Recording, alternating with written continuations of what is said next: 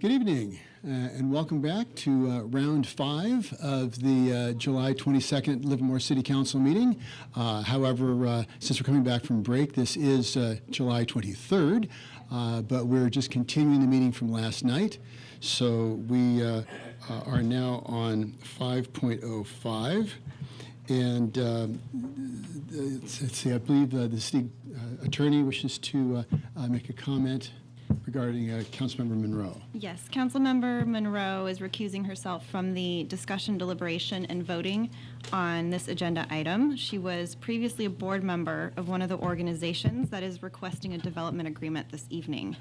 Councilmember Monroe did resign from that board in August of last year. So it's just barely within the 1-year window. Okay, very good, thank you. Okay, so 5.05, this is an authorization to negotiate development agreements with various parties of interest in property for development of downtown commercial, cultural, and residential uses. Planning Manager Steve Stewart. Good evening, Mayor Marchand, members of the council. So in light of the recent initiative that would rewrite the zoning for the downtown plan, the other parties in interest for the downtown development are also requesting development agreements for their respective uses, including the cultural uses, which are the about 150-seat Black Box Theater, the Science and Society Center, the commercial development around Blacksmith Square, and the housing development on the west end of the site for the workforce housing. So the Livermore Development Code requires the City Council to authorize staff to negotiate a development agreement before doing so. And the development agreement would be in addition to the agreements between the city and the parties that the council previously approved and are summarized on this slide. So since the adoption of the downtown plan back in January of 2018, the city has taken a series of steps to enter into multiple agreements with the parties of interest to implement the community's vision for the site. Like the hotelier last night we heard, each party has made significant investment to get their projects constructed and are seeking certainty with respect to land use and development standards. And on the slide just above, this summarizes some of the agreements. Back in the summer of last year, the council authorized exclusive negotiating rights agreements with the organizations seeking to develop the cultural uses. That's the Science and Society Center and Livermore Shakespeare Festival, or Shakespeare Associates, Inc., for the cultural uses, and the Red Bear Property Management for the commercial project. The later, actually that's in the fall of last year, the council also authorized a disposition, development, and loan agreement with Eden Housing. And in this step, the city also made another significant investment by contributing $500,000 from the city's housing fund to complete pre-development work, entitlements, and design work. And then also in the fall of last year, the council authorized a disposition and development agreement with Red Bear Property Management for the sale and development of the commercial properties around Blacksmith Square.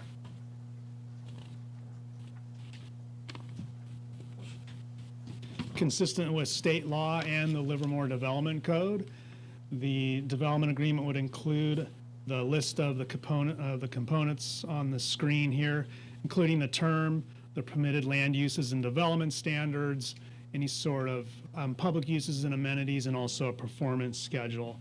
And again, these are to provide certainty over time so that the zoning does not shift out from underneath these projects midway.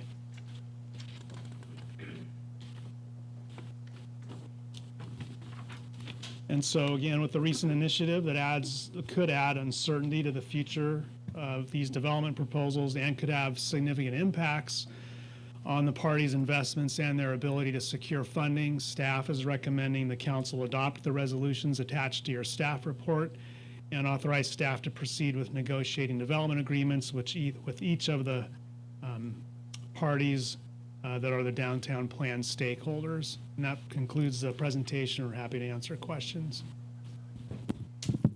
Any questions for staff at this point? Okay.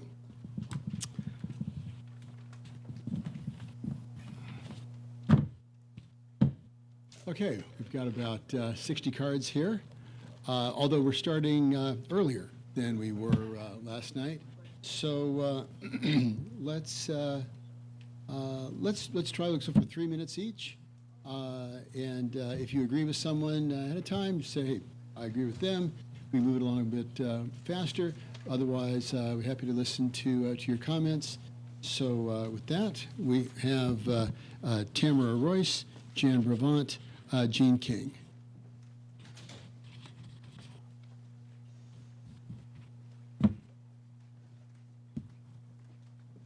Hi, good evening again. For the record, I am the proponent of the Central Park Plan Initiative and a homeowner who pays taxes in Livermore. Despite what some in the room may think or say, since this came up a lot last night, I'm not wealthy. I wish I was, but I'm not. I received a letter yesterday indicating that the Registrar of Voters has verified almost 7,000 signatures for the initiative. And I have another copy here for the record on this item. The Central Park Plan must now be adopted or placed on the ballot. In view of this status, I question the Council's motive tonight in moving forward to initiate additional development agreements. It is not necessary for the Council to take this action at this time. The obvious purpose is to defeat the people's right to enact legislation by initiative, specifically the Central Park Plan. Any such action is unconstitutional. Let me give you an example. I support affordable housing in Livermore. I don't think we need 130 units on the former Lucky site, especially where the city has approved 222 market rate units across the street on the Growth Brothers property. Housing ranked 10th out of 10 on the survey of priorities conducted in the city's outreach process. So why now? There is no projected start date for the housing component of the council's plan.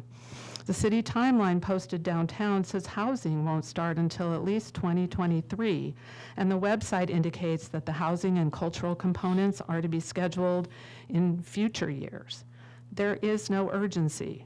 The council's purpose is to weaken the initiative effort and have voters think it is dead in the water. Livermore voters are smart, and I think they will see your tactics for what they are. You want them to believe that they can't stop your plan. But the thing is, in a democracy, the power belongs to the people.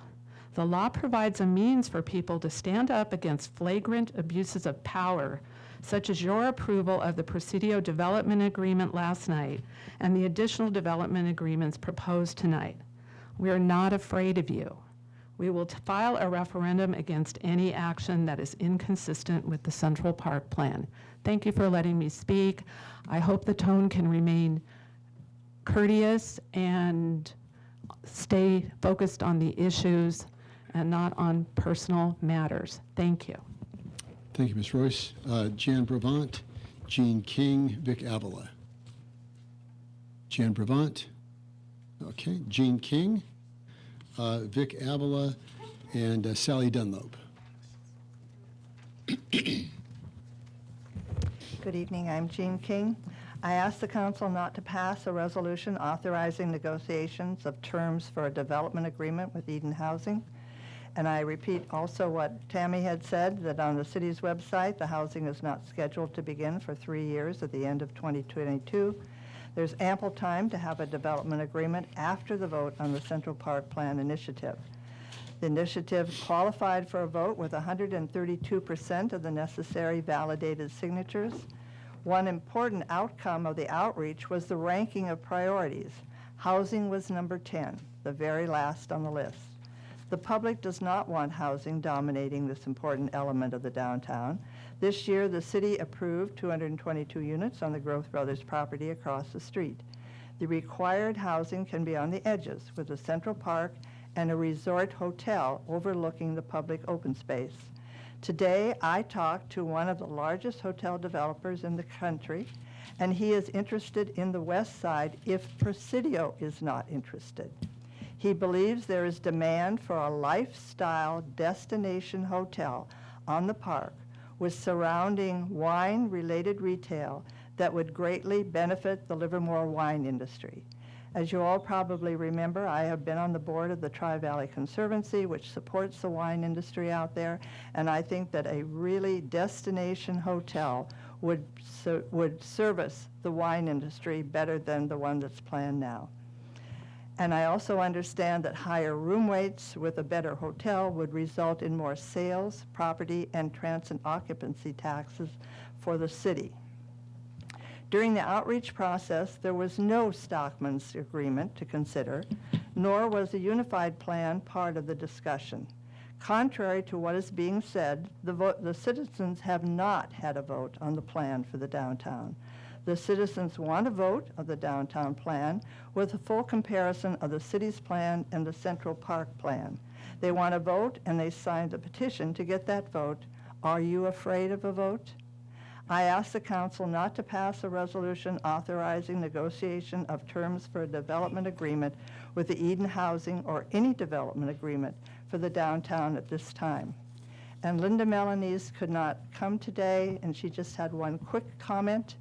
Just as with 5.04, I believe signing a development agreement at this point would be, quote, putting the cart before the horse and lead to problems down the road. Thank you very much. Thank you, Ms. King. Vic Avila, Sally Dunlop, Marianne Brent. My name is Doris Ryan, and I'm reading this I'm reading the words of Vic Avila with just a couple interjections of my own. Livermore's legacy has been open space. We still have ranches, farms, and vineyards. It's the only city left in the Tri-Valley with any open space. Open space downtown attracts businesses, families, and children. It is good for business. Putting residences on park property takes away from the open space. Envision the reaction to put residences in other park open spaces, such as in our own Carnegie Park. Everybody knows and loves that place. It nurtures farmers markets and artists and many other activities. It's really central to this city. Or imagine Golden Gate Park, filled with apartments or skyscrapers. No one would want or could imagine that, really. The mayor and council should create a development that the public wants. It will be used for the next 100 to 150 years. Get it right the first time. Please, that's my word added at the end. Thank you very much. Thank you, Ms. Ryan. Sally Dunlop, Marianne Brent, William Dunlop. Sally Dunlop is down taking care of the music on the green, so she will not be. Okay. Marianne Brent, William Dunlop, Jonna Thompson.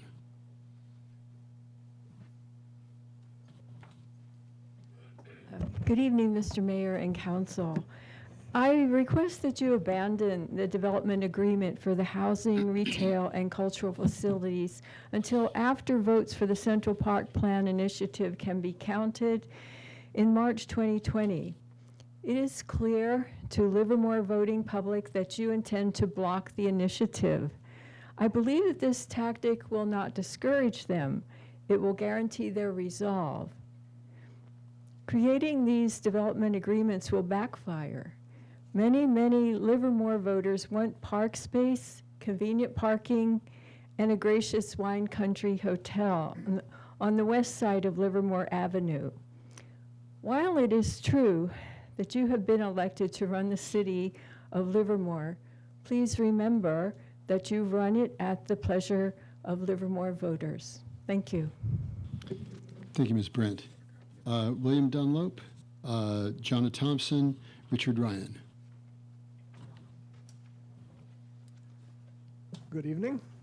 As stated yesterday, I'm the chairman of the Citizens for Livermore Central Park Committee. I am a Livermore voter. I've signed the petition for the Central Park Plan, and I am a homeowner in Livermore, and I do pay my property taxes, etc. The voters will use the referendum power to reject any development agreement the City Council contrives to undermine the Central Park Plan. I'm speaking in opposition to item 5.05, this action by the City Council to authorize negotiations for additional development agreements is another effort to cut off the rights of Livermore voters.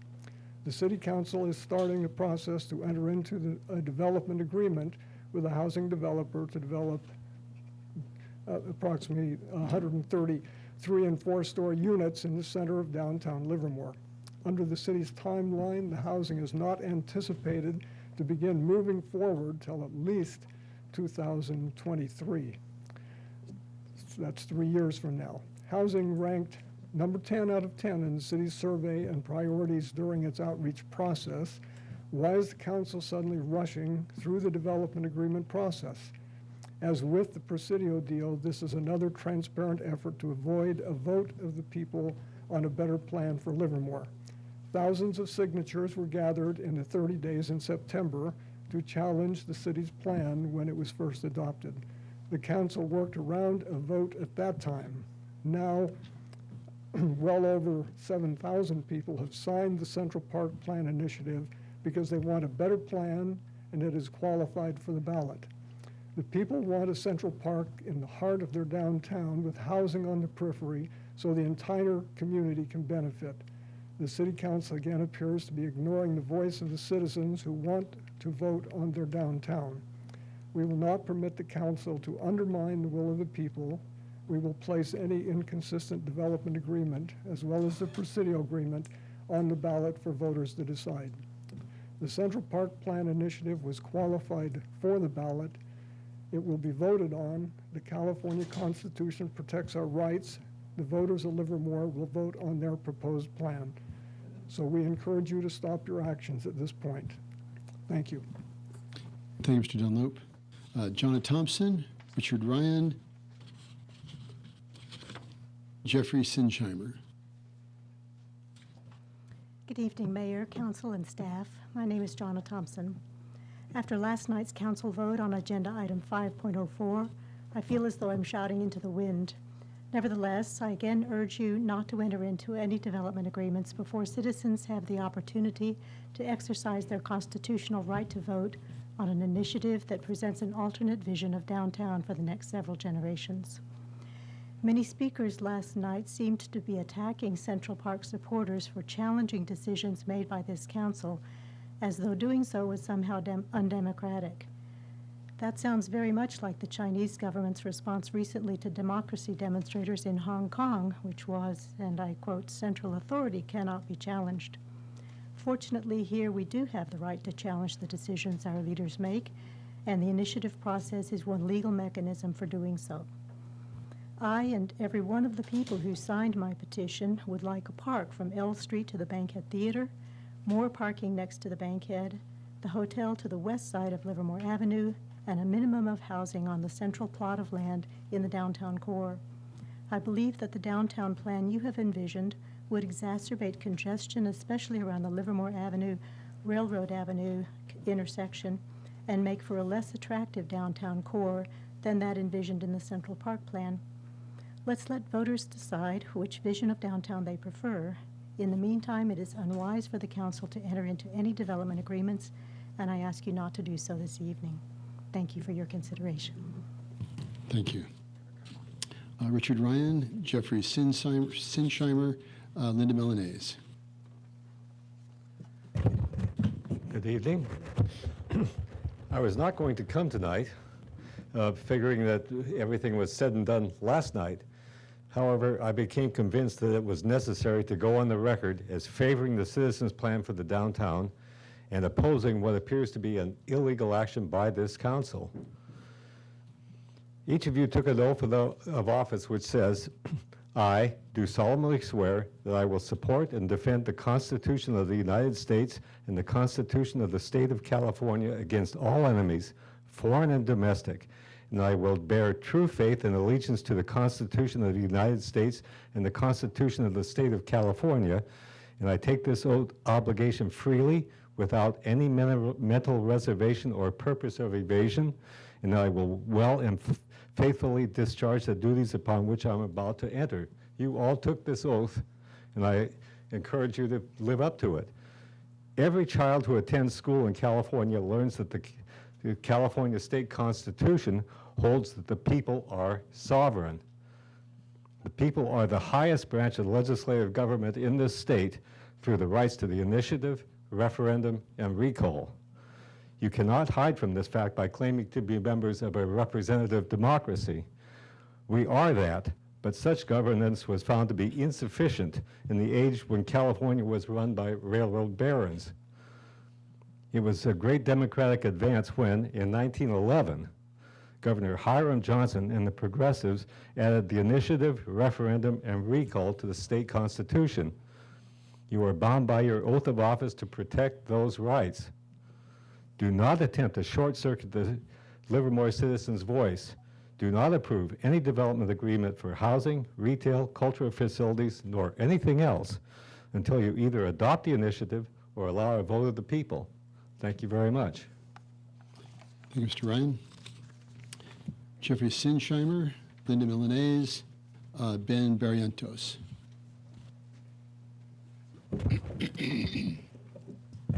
Good evening, Mayor Marchand, members of the council, staff, and Livermore residents. Thank you for the opportunity to make this statement to be included as part of the record with respect to item 5.05. I am an attorney representing Friends of Livermore and the citizens for Livermore Central Park.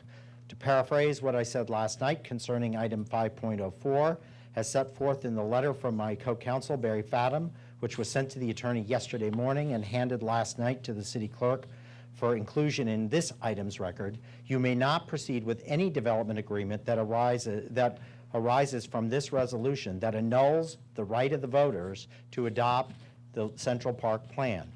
Article 4, Section 1 of the Constitution reserves in the people of Livermore the power to legislate through the initiative. Despite that, you approved a development agreement with Presidio that is intended, particularly in the context of the proceedings last night, to annul the Central Park Plan.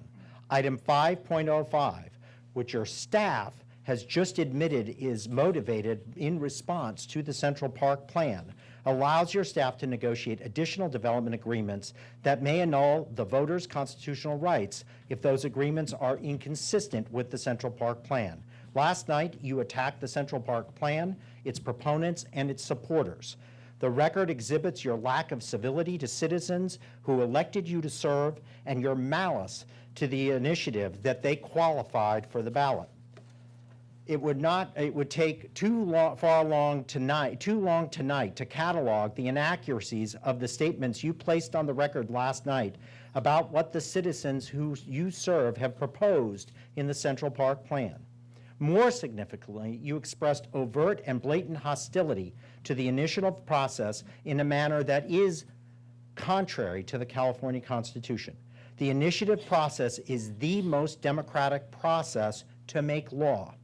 The same paragraph in which the California Supreme Court re-articulated the constitutional principle that the people's reserved legislative power of the initiative may not be annulled. The court said the following in the California Cannabis Coalition case. The enactment of the initiative power was sparked by dissatisfaction with the then governing public officials and a widespread belief that the people had lost control of the political process. Its purpose, in effect, was empowering voters to propose and adopt provisions that their elected public officials had refused or declined to adopt. Thank you. Thank you.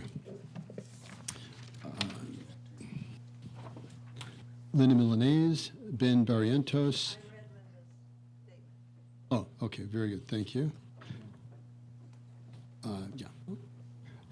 Ben Barrientos, Jim Perry, Donna Caban. Well, I'm not a great pontificator, but anyway, I was here yesterday, and I still, think that you should wait a little bit. Just wait for the initiative. I think, if anything, you should be proud of the people of Livermore that took the time to come out and sign that signature. And I know there some people said that, there are people out there lying, but I did gather some signatures and I didn't lie. And the more I talk to people about it, a lot of people don't know what's going on. I sat on the school board and a lot of things came by the school board that people didn't know. If you're going to close a school, yeah, they know. But I talked to people today and they like the idea of the park. And I like it too, and I was just thinking about it, that if you have the Central Park, first thing I thought, hey, you can have a nice concert there in the open area. You can't have it many other places. You can have put up a nice screen during the summer, and, you guys can come up there and talk to people, and so they get to know who the city council members are. A lot of people don't know you, even though people voted. But I still, I think you should wait. There's an attorney here yesterday that, yeah, he might be right, but is it smart to go through what you're thinking about going through? You should wait. It's not going to hurt. And I also support what our attorney said, even though he said better than I can. Thanks, Barrientos. Jim Perry, Donna Caban, Evan Branning.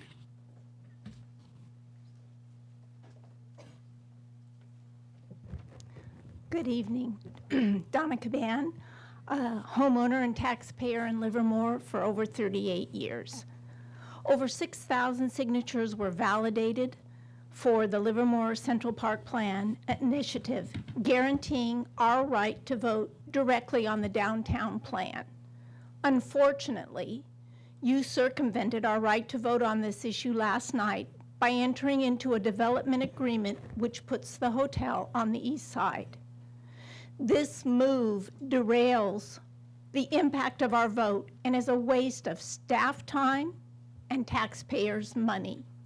It makes no sense. Because of this misguided action, we will file another referendum. Tonight we are discussing other elements of the downtown plan. I am opposed to the 130 units for the downtown. Housing at this site should be limited to the 84 units needed to pay off loans. Housing needs can be met at many other sites. For example, 222 additional housing units will be built at the Growth Brothers site across the street. Furthermore, the location and density of housing and other elements of the downtown will be mandated by the initiative if it passes. It is therefore premature to enter into further negotiations or development agreements before a direct vote of the people. What are you afraid of? We deserve a vote on this issue without council interference. Let's resolve the downtown issues once and for all. Let the residents vote directly without conflicting development agreements. Reject any further development agreements until the people vote. Thank you. Thank you, Ms. Caban. Evan Branning, Rochelle Snedecor, Tom Ramos.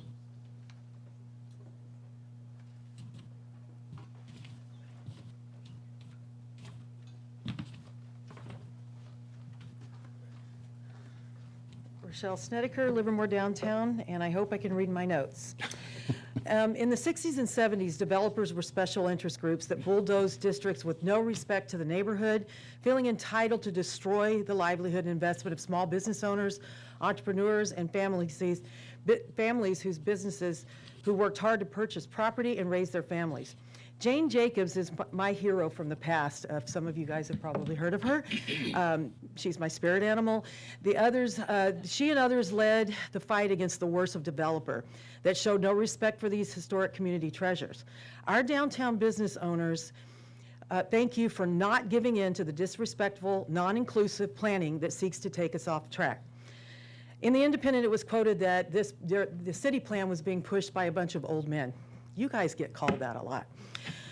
I want to point out that it's very disappointing to see a generation of women before us dismissing our role in this whole project together with you old men.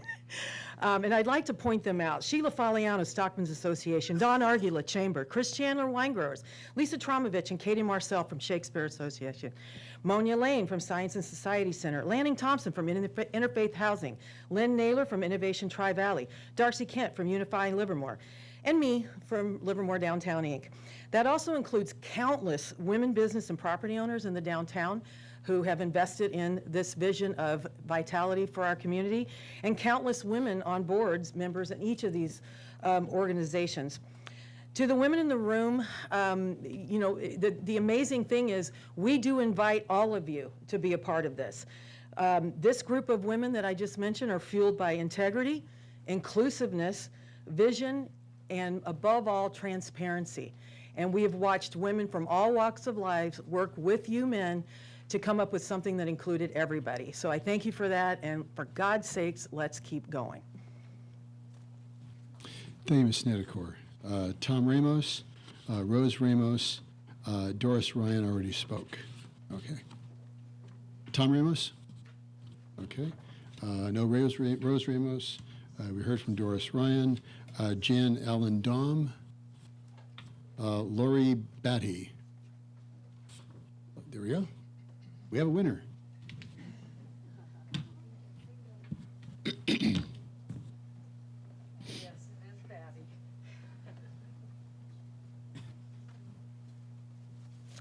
Mayor, council, staff, I'm Laura Batty. I'm a resident of Livermore, and I am the chair of the board of directors of Shakespeare's Associates, Livermore Shakespeare, doing business as Livermore Shakespeare Festival. Livermore Shakespeare is well qualified to execute the project described in 5.05 Resolution 4 through to completion in a timely manner. Let me share some of the reasons donors and supporters have given as to why they are willing to pledge to the campaign and add their advice and expertise to this project. Our capital campaign committee is in place. We have collective experience dealing with eight-digit budgets. Early seed adopters have already committed $2 million.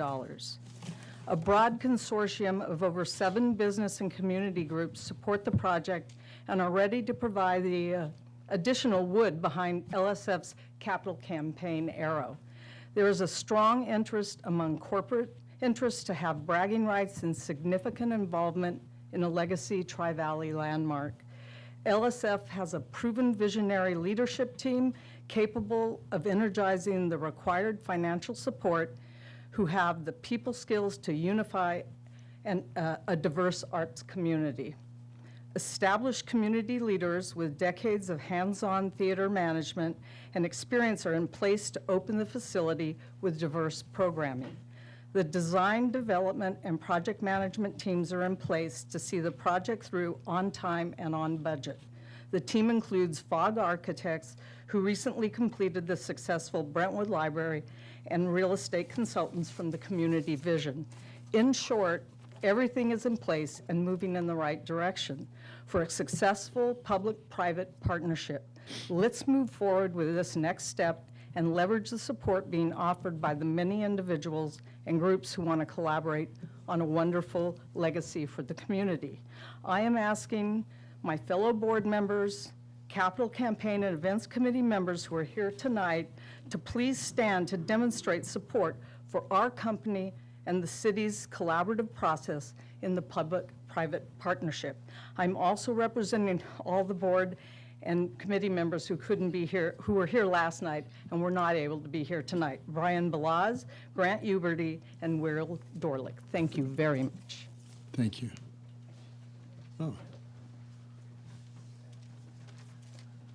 Thank you very much. Denise Ledden, Beth Wilson, Jan Brabant.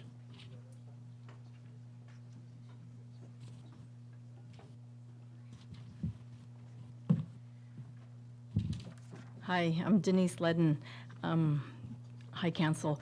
Please do not enter into any agreements for housing or other facilities on the downtown parcel. I support the Livermore Central Park Plan initiative. The initiative has been qualified. The citizens of Livermore need to vote on this initiative first before you enter into any agreements.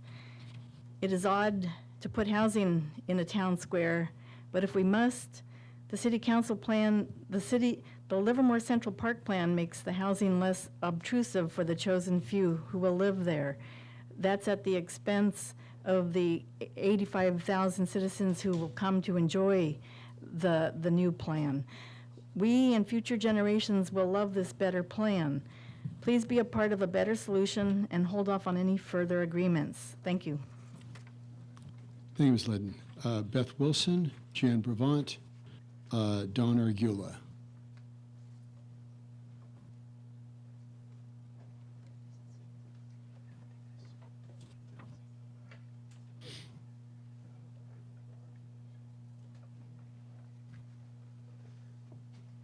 Okay. Go for it. Okay, Dawn Thank you. Argula. Mayor Marchand, City Council, and City Staff. Dawn Argula, CEO of the Livermore Valley Chamber of Commerce, and I'm here tonight to urge your approval of the instructing staff to begin negotiating development agreements with the 4 developers that are listed here. Red Bear Property Management has a track record in our community of doing excellent work. Eden Housing has an excellent reputation and track record of delivering quality, a range of quality, affordable housing throughout the Bay Area region. And that would be an asset and probably a wonderful experience to work with them to deliver the badly needed housing in this community, and that is designated for the downtown. Livermore Science and Society Center and Shakespeare's Associates are passionate, and they are very focused on delivering the amenities that people desired and identified in the public planning process. And I just want to acknowledge your leadership in setting the requirements, a higher bar for these organizations to ensure that there is some financial strength behind them, so that we do not find ourselves again in the future in a situation where we will have to bail out a nonprofit organization in our downtown area, such as what happened with the Bankhead Theater some years ago, diverting precious public funds that could have been used in other ways. I just would like to also say on the housing comments, not many people in this community are going to be willing to speak up for housing in the downtown or really anywhere in this community. They have their housing. And those that want the housing and need the housing, other than the fact that we have obligations in this region, in this state, to supply sufficient housing to meet our jobs in our communities, are people who are employed here but can't afford to live here and have long commutes, or people who would like to work here but just cannot deal with the long commutes, and so recruitment is very difficult for our businesses. This is beyond what we need. This is a bigger picture than just our own individual selves and our own self-interest. Are we going to just remain a community with an aging population that someday we look around and then there's not going to be anybody left? I mean, seriously. So, and then as far as the Central Park downtown, really, that was never envisioned. It is a commercial district, people. I get it. It's code for no housing and no more people. That downtown will continue to thrive. And with this plan, it will be the next transformation of a downtown and take us to the next level. And we support it, and let's do it. And thank you so much for doing your job. Thank you, Ms. Argula. Jan Brevant, Joanne Acero, Steve Larinaga. You made it. Hello. I'm Jan Brevant. I live in Livermore for many, many years, just like I said last night. I just want to mention that along with myself, many people that I have spoken with would really like to have the opportunity to vote. It's not so much that people don't want to have housing or don't want to have a hotel or don't want to have a Shakespeare theater. They want to have the option to vote, and to vote on the size and the park, size of the park, so on. So I am asking the council to withhold making any development agreement for the housing, the retail, and the cultural center until after an election regarding the Central Park plan and that whole plan. And people keep saying, well, we need to move forward. We need to move now. We've been doing this for X number of years, which is true. We have been doing it a long time. I'm sure a lot of people are tired of that and be glad when we're past this. But we're going to have these buildings and this setup, this arrangement for 50 or 60 years. So what is 6 months or a year compared to 60 years of something that was a mistake? So, thank you. Thank you. Joanne Acero, Steve Larinaga, Larry Dino.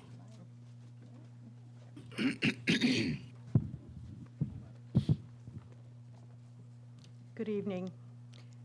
I am Joanna Acero. I am a 10-year resident of Livermore, and I am a voter. And I am fortunate enough to be in affordable housing. And I can say it has changed my life and enabled me to live in this wonderful town of Livermore. I'm here tonight, of course, speaking for affordable housing. I'm also speaking for Lanning Thompson, who was here last evening and had to leave early last night and wasn't able to make it tonight. I'd like to, first of all, thank you for extending the negotiating agreement for developing Interfaith Housing's low-income senior apartment complex. Now I want to speak to the need for affordable housing in general. I urge you to approve the 130 below market rate apartments downtown, which are intended for young, at least to me, single and couples who have good jobs but earn less than the area median income. Right now, that median income is well over $100,000 a year. It used to be that a family of 4 with a 100 grand income could expect to have a pretty nice lifestyle. But housing costs here have risen to the point that they actually struggle to rent a decent 2-bedroom apartment. The 130 studio 1- and 2-bedroom apartments to be developed by Eden Housing are intended to be affordable by families who earn less than $100,000 a year. The need is so great for this type of family housing that similar projects run by Eden and other affordable housing developers have had to close their waiting lists indefinitely because the lists have become so long. Interfaith Housing has had to close its 3 wait lists for the same reason. Very few affordable multifamily projects are even accepting applications right now. The Central Park Plan people think that they can build tiny units to fulfill the 84 apartments the state requires, and they imply that the other 46 will be built on Pacific Avenue. They are referring to the IFH Saha apartments, which are not equivalent because they are only for needy individuals or couples who are at least 62 years old, no children. Plus, the senior apartments have already been counted toward reducing the total numbers to be built downtown. Furthermore, the housing to be built on the growth lot is going to be at market rate, whatever the market will bear. Only a few units will be affordable. The city's 130 stacked flats and the Black Box Theater, the Science Center, and retail stores will nicely complement each other. Let's move ahead for all the city's plans. Thank you. Thank you, Mrs. Acero. Steve Larinaga, Larry Dino, Andrea Osgood. Good evening. I'm Steve Larinaga. Like I mentioned yesterday, I'm a resident of Livermore, as well as I work for San Diego Federal Credit Union, also chairman of the board for the Livermore Valley Chamber of Commerce. Once again, I would like to thank you, Mayor, City Council, staff, for all you do and all the hard work. I really appreciate it. I would like to take this time to encourage the City Council to proceed with asking the city staff to negotiate the needed development agreements with Red Rail Properties, the Science Center, the Housing, and the Black Box Theater. I believe these arrangements are essential to move the approved city plan forward to developing the city plan that has already been developed and spent many hours and much money on to ensure that it meets what we need and what the city of Livermore wants. Let's not waste time, but move forward. An old saying goes, haste makes waste. So let's not waste time, but let's move forward. Thank you. Thanks, Mr. Larrañaga. Larry Dino, Andrea Osgood, Michael Frederick. Oh, Andrea Osgood? Okay, very good. Good evening, Mayor and Council. I'm Andrea Osgood, Vice President of Real Estate Development for Eden Housing. And I wanted to start tonight to tell you a little bit about Eden's history. We celebrated our 50th anniversary last year, and we are a nonprofit affordable housing developer that has been mission-focused on delivering the kind of housing that low-income families, seniors, and people with special needs need all over this county. And I think as a testament today to that need that is still here 50 years later, our wait lists in all of Alameda County, all of our properties are closed. We have developed over 10,000 units in our history, and most of those wait lists are closed right now. Also, we got started by a group of really passionate civic leaders and volunteers who spent the first many years of our organization's history advocating for what they believed in and working at the local IHOP. So we're very much a roll up your sleeves kind of group, and we certainly understand the passion that people have for their local communities and look forward to working with you, everyone in this room, on what this development might look like.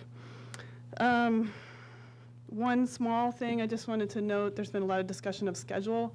Just affordable housing is very complicated, and the financing of it is very layered. I call it a lasagna, and it gets really messy, lots of layers. But one of the things that's really important, and it takes a long time, longer than I wish it would, but is to have your entitlements in place and secured, because once you have those, you can go after the different layers that you need in that cake. So in order to really start construction in 3 years, I need to have entitlements in about a year to meet that schedule. So it is, it's not something that we can just, start construction. Just finally in closing, I'm available for questions, but we are looking forward to this partnership. Thank you very much. Ms. Osgood, I do have a question. Kind of uncomfortable. This came up from a number of signature gatherers. I was told this personally by more than one signature gatherer, and has also heard this from a number of other folks that had heard it from signature gatherers for the initiative, that Eden Housing was making payoffs to members of the council and to me personally. I went through my records, my campaign statements, and I have no record of any contributions from Eden Housing. To your knowledge, has Eden Housing made any contributions to any of the council members? No, we, as a nonprofit, we don't do political contributions. It's against our safe harbor under the 501c3. And also, just the way we're structured, it's not like I get paid anymore. I don't get any big bonuses like other market rate developers. We really are mission driven. And we've been a partner with the city of Livermore since 1991. We own and operate 4 developments here, serving. There's a senior property, there's some family properties, but we also operate a property for developmentally disabled adults. So that is our focus. We certainly are long-term partners, but we don't make political contributions. I celebrate the wonderful partnership that we have had for many years. Thank you very much. Thank you. Thank you for speaking.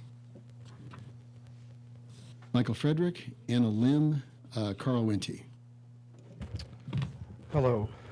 I'm not against the Science Center. I'm not against the Black Box Theater.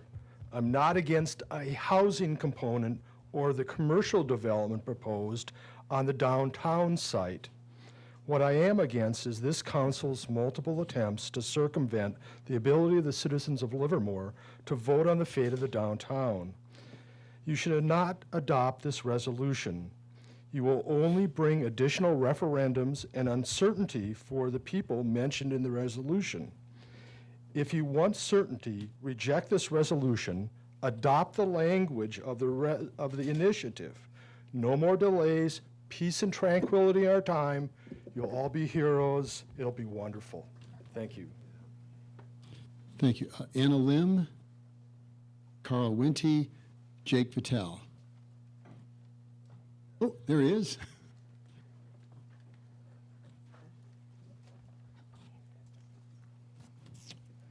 Mr. Mayor, council, staff, I don't suppose that complaining about being tired will have any weight with all y'all for what we have going on, nor a lot of the people here, grape farmer here in the Livermore Valley, and sometimes up before the sunrise. So running on fumes. As always, the profound thanks for what you do, and the staff, good government of the people, for the people, by the people. To those who put on bulletproof vests, go to work. I salute you. I appreciate the civil tone. May we be able to have discourse. May we be able to have dialogue. And not personal. It is a little bit personal, right? And she who may not be named, and I did last night, Joan Sepula, you have misquoted my Uncle Phil in egregious ways. You've said who supports what.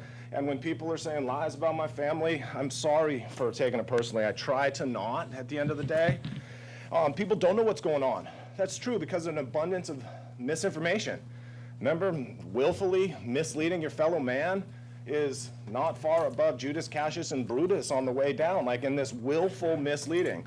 By a few wealthy people, that was quoted. Someone said, I'm not wealthy, but no, you read the 410 reports, and you see Joan Sepula, Gene King, Lynn Sepula, and then Jeff Katsky at a lower level. And those are the 410 reports that are public domain. Sorry, Sarah, but I will say that people can go to Sarah and ask for those because it's public domain, and we can see how the money is being spent, the trail that's there. Further, there's a zero there's a zero in the spend to the ad dollars in the Independent, because that does not have to be there because it's protected by the First Amendment. So you can put in whatever you want, right?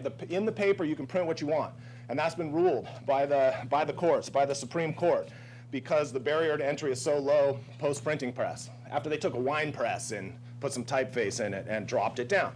Of course, there's a constitutional right to initiative and referendum, and may we celebrate the rights of the Constitution and of the signature gatherers and of the people that are coming forward with a point of view within the laws of our government. Lest we not forget that I was out there with the petitioner right next to the Jewel, right? The Jewel people are saying, you guys are taking away our constitutional rights, you're taking away the natural rights to buy a cigarette, you're coming next after coffee, and then next you're coming after jelly donuts, and you guys are taking money from big tobacco. I heard a quote, and then right next door, I heard someone say that they're gonna put 420 housing units over Stockman's Park. 420 housing units is a funny number because that was the number that was supported by the Friends of Livermore when they were the recipients of the incremental tax revenue before the redevelopment agency dissolved. So they wanted 420 housing units at one point, and now they stand up with a straight face and say, no, never, because you don't get that tax increment. But at the end of the day, I'd like to thank Joan Sepula and the Friends of Livermore for all the good that they have done to Livermore to make it this awesome place where we stand here, right here today. My Uncle Phil has been close in that. The Bankhead is absolutely awesome. Our downtown is amazing. I also would like to thank you, Joan, because you made me lean in to this. Now I'm involved. And I'm involved because you misled me, and I'm mad about it. Thank you, Mr. Winty. Jake Patel, Loretta Caskey, Michael Ferrucci. Jake Patel, Loretta Caskey, Michael Ferrucci. Okay.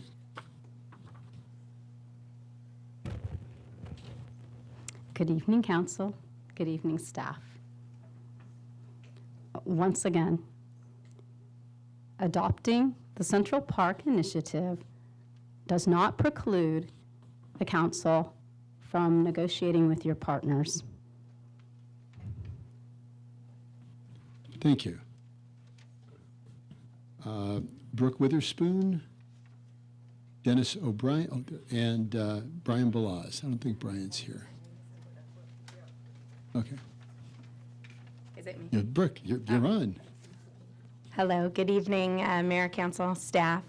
My name's Brooke Witherspoon. I'm a downtown property owner and the owner of the First Street Ale House, but most importantly, a mom that's proud as heck to be raising my kids in this town. Due to my business's proximity to the development, I've paid particularly close attention during all of the planning.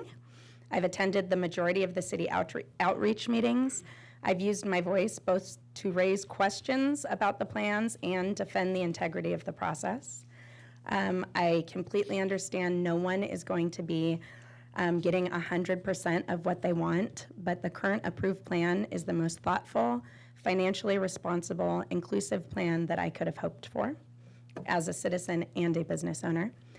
We've made it through the first phase of construction, and we're thrilled to see Veterans Way and parking in place.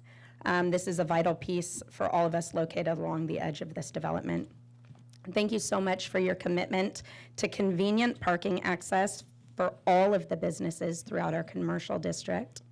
We look forward to our back patio possibilities with future viewpoints of the new Stockman's Park and easy access for patrons from the Black Box Theater and Science and Society Center. A diverse collection of amenities in our downtown just makes all of us stronger, and our businesses. Thank you for your respect and keeping your promise of economic health and vitality in our downtown. Thank you. Thank you, Ms. Witherspoon. Dennis O'Brien, Brian Balaz, Von Dragu for Monica Witt. Good evening, Mayor Marchand and councilmen and staff. My name is Dennis O'Brien. I'm here to speak in support of the Livermore Science and Society Center development at Stockman's Park. We really do need timely development to fulfill the promise of the center and to establish the purpose and focus with our donors to fund the center and its ongoing operation. Now, I'm an engineer, retired after 35 years at the lab. I tutor middle school kids at Junction Avenue School through Rotary. Most are first-generation kids looking for their way to contribute to the American dream. I support veteran students at Las Positas College through Rotary and Valley Veterans Foundation. Many aspire to work in technical areas and medical fields. Companies and institutes in the laboratory area are in need of dedicated, well-trained technical people. I, like many here, care a lot about giving back to my community. So you, the Livermore City Council, have an opportunity to keep scores of engineers and scientists retired from the laboratories and elsewhere off the streets of Livermore. By giving us a center, we can inspire and teach the next generation of scientists and engineers, open challenging careers for the children of Livermore, help develop next generation skilled workforces for the research laboratories and manufacturing in Livermore, and to help develop citizens knowledgeable in science that are in the discourse of public affairs can ask the insightful question and distinguish reason from gibberish. Now, we need your help and support. Tonight, authorize the Livermore Science and Society Center development agreement negotiations. Thank you. And thank you. My wife taught at Junction, and thank you for your efforts out there. It truly does make a great difference. That was where the It does. It's where the Science Olympics were. So thank you very much for what you're doing. You're welcome. Okay, Brian Balaz, Von Dragu for Monica Witt. This is Elizabeth Trutner. This is Elizabeth Trutner, yes, and I'm speaking for both Brian Balaz and myself. We're both board members of Shakespeare's Associates, very proud to be such. And we just wanted to point out that the proponents of the Central Park Plan and the members of the general public are not city planners. And you have an obligation to do the fiscally responsible thing. I'm an attorney, but I'm not a planner. I'm not a city attorney. I don't have any expertise in constitutional law, but I would defer to the city attorney on those issues and believe that the adoption of the Central Park Plan would be contrary to your fiduciary obligations to the public, and just wanted to comment on that. Thank you. Thank you, Ms. Trutner. Von Dragu for Monica Witt. I probably massacred both of those, but forgive me. You got the first one right. Okay. And I actually submitted 2 cards because I wanted to make a statement and then I wanted to make Monica's so, statement. But I'm going to integrate them together. Okay, very good. But I won't ask for 6 minutes. Thank you. So I'm Von Dragu. I'm a board member of the Livermore Science and Society Center. And as mentioned earlier, about a year ago, the council selected us to create a plan for the Science Center downtown. Accordingly, we have worked not to design the Science Center, but rather we are becoming the Science Center. We are now an operating entity defining and implementing our purpose and vision. We do this in our homes and in our garages. Sometimes we work in the abandoned grocery store down the street here. We volunteer in school classrooms, as Dennis suggested. And we seek the opinion of academics and procure professional services. And we travel to national conferences and consult with other science centers. For me, the most creative part of this work is developing a learning experience for students. We focus on middle school. We have recently presented to a middle school in Concord. And now I'd like to read Monica's testimonial. My name is Monica Whitty. I am a retired engineer from Lawrence Livermore National Laboratory. I would like to share my thoughts with you in support of the proposed Livermore Science and Society Center in downtown Livermore. I wholeheartedly endorse this project because of the support it will provide to young people in the Tri-Valley area and beyond. For the past 4 years since my retirement, I have volunteered teaching math at Oak Grove Middle School in Concord. To give you a sense of the demographics of this school, during the past year, the Oak Grove School had 773 students. 723 were English language learners, foster youth, or were eligible for free and reduced lunch meals. So you understand the demographic of this school. You can imagine the environment and it's a challenging environment for both students and teachers. And I believe these teachers and students could benefit greatly from opportunities that will be offered by the Science Center, Regional Science Center in Livermore. For example, this past spring, the Livermore Science Center brought a one-day teaching unit to the Oak Grove classroom where I've been working. The team met with the teacher a week prior to the lesson using a wind tunnel. The teacher, Julie Smith, worked with the teacher ahead of time to build the paper chutes and other objects to be tested in the wind tunnel.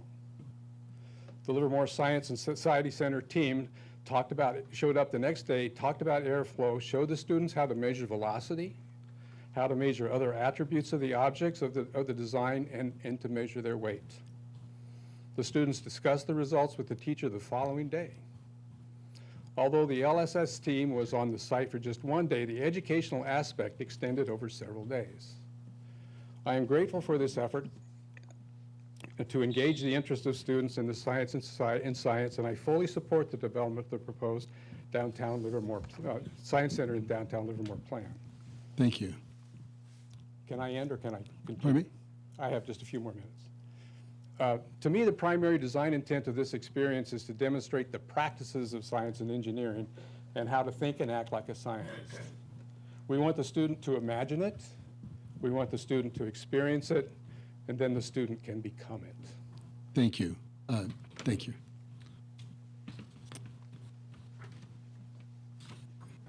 And by the way, the displays at the 50th anniversary of the moon landing were quite remarkable. That was a great setup. Thank you. It went a long way, didn't it? It did. Thank you.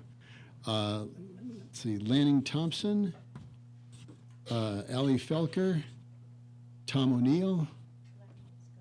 Okay, let's go back. Jake Vitale, Anna Lim, Jim Perry, Evan Branning, Tom or Rose Ramos, Jan Allen Dahm, and we come back up to Lanning Thompson, Allie Felker, Tom O'Neill, Donna Blevins,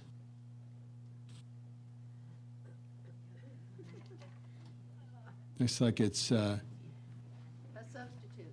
Kathy Streeter for Donna Blevins, who was here last night, I recall. Yes, she was, but you didn't have time to listen to. We had to go home at midnight. We were shooed out. She turned into a pumpkin, right? So I'm reading it for her. She's currently the secretary for Encore Players. I'm a founding member of Encore Players and former treasurer. Encore Players is a nonprofit theater company that produces 2 plays a year, provides free programs at the library, volunteers for fundraisers, and offers theater classes. Encore was started as a community theater for seasoned performers and crew, most of whom are Livermore residents. We have a passion for theater and for the Livermore community, After each play, we share social gathering time for interaction. Our company is expanding not only to people outside the local area, but younger people wanting to join us. We have requests for more productions and more classes. We are proud to be a cultural partner of Shakespeare Associates. We are looking forward to moving ahead with the current plan, giving us a chance to grow, to be inclusive, and to continue to provide quality productions for our community. Thank you. Thank you. Robert Blum, Jeff Caskey, Jerry Dreitvert. Okay, Robert Blum, no. Jeff Caskey, and Jerry, you know who you are. Okay. Sorry, it's a little early for me. Feeling a little out of place. I'm Jeff Caskey. I'm apparently at a lower level, I'm told, here. I support the mission of the Science and Society Center. Thank you for the contributions to the awesome Apollo exhibit. I support Eden. I support Shakespeare. We went and saw Othello, amazing program. I support Black Bear. Fortunately, all those I'm sorry, yes. Fortunately, all of those are featured in the Better Livermore plan. This should not be a personal battle for council.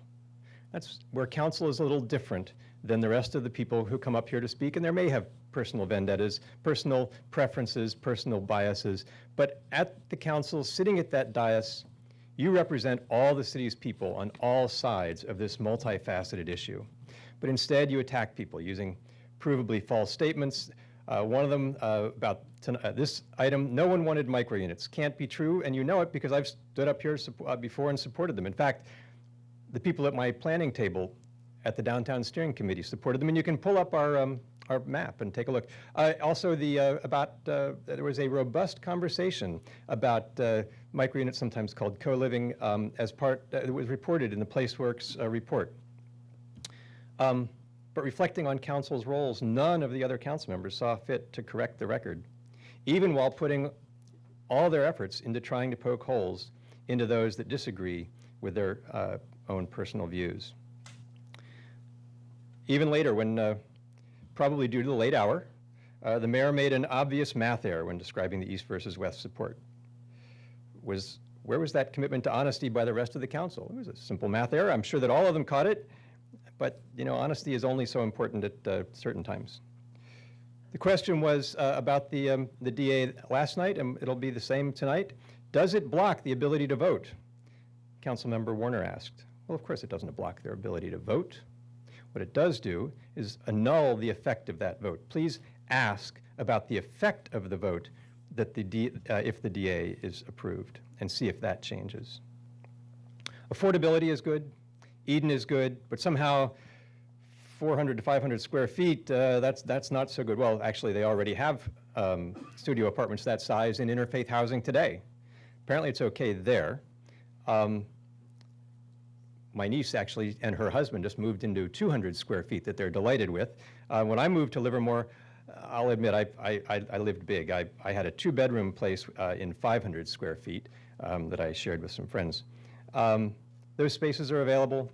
I implore you to act as a council, to look at the issues honestly, to do better. You were not voted in to carry out personal preferences. Don't block the right for the people to speak on this. Thank you, Mr. Caskey. Jerry, if you'd please pronounce your last name. Sure. I'll do the first name too, because I didn't write very well. So my name is Gary Dryfirst. Gary Dryfirst, with okay. bad penmanship. Okay. So I've lived in Livermore since 1981. I'm a taxpayer, and I'm a supporting retired engineer for the Livermore Science and Society Center.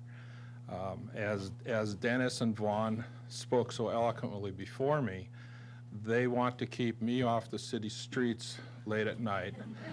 So I'm involved in helping building displays to educate, entertain, and hopefully participate in the STEM process with the youngsters in our community.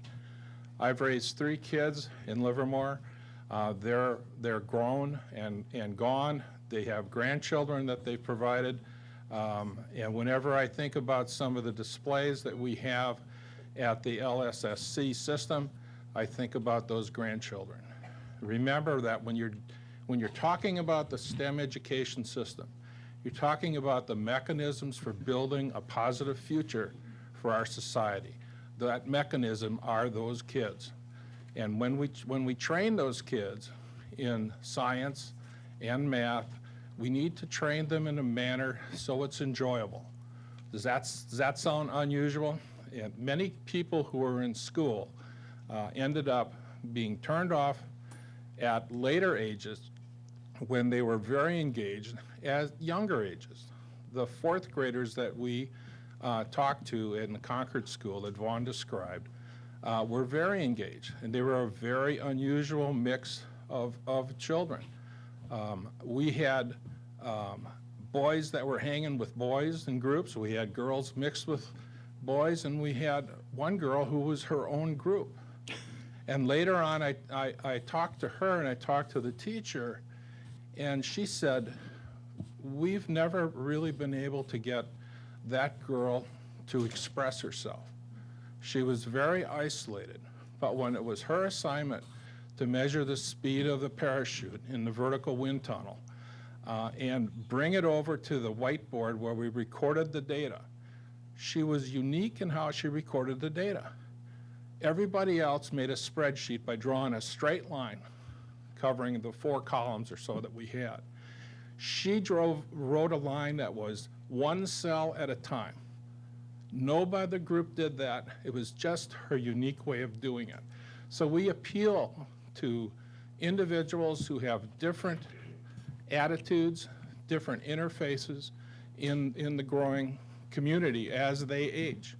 One of the things that we had in our presentations at the, as you mentioned, the Apollo 11, we had probably a 30-year-old lady who said, I wish we had something like this when I was in school, because I would hang out at something like the Livermore Science and Society Center. So please participate in getting us a Livermore Science and Society Center, because our garages are pretty full. Thank you very much. Thank you, Mr. Drive First. Manya Lane, Alan Burnham, Carol Garish.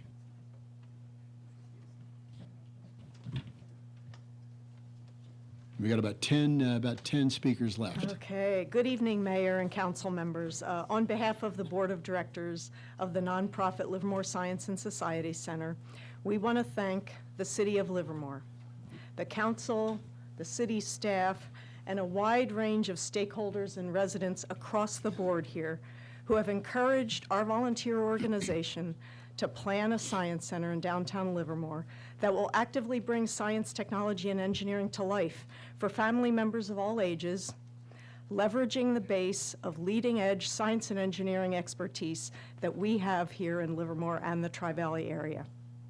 Last summer, you granted us negotiating rights for a science center along Railroad Avenue, and we have been in the midst of planning for this site to be a regional hub that coordinates with and adds to the STEM ecosystem, including K-12 schools, Las Positas College, Tri-Valley Regional Occupational Program, libraries, park districts, area businesses, and other community efforts. The development agreement is just a step in the negotiation process that will allow us to continue expending time and resources on project planning with the confidence needed for discussion with our stakeholders and potential sponsors as we invest in the concepts for construction, the visitor experience, and ongoing operation of a science center to make a difference in the lives of our residents and the future of our region. Thank you for your consideration. Thank you, Ms. Lane.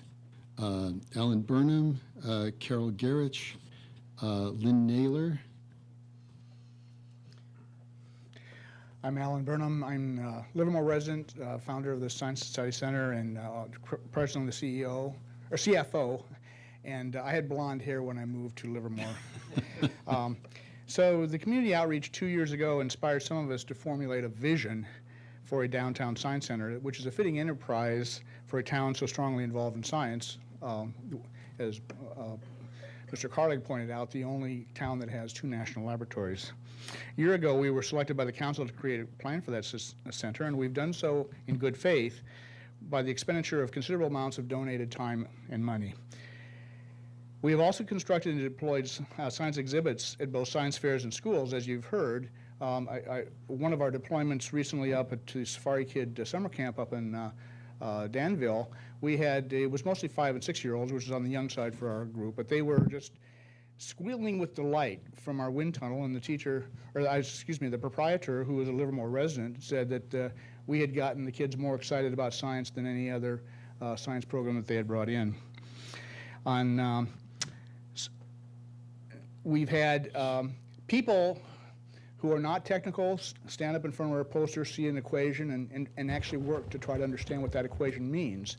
Over in Dublin, the person says, "Oh, I understand now. It's like a sentence that's just describing what's happening."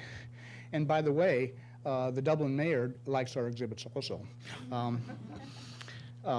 So hopefully you have seen the Apollo 11 trajectory in the Bankhead Theater.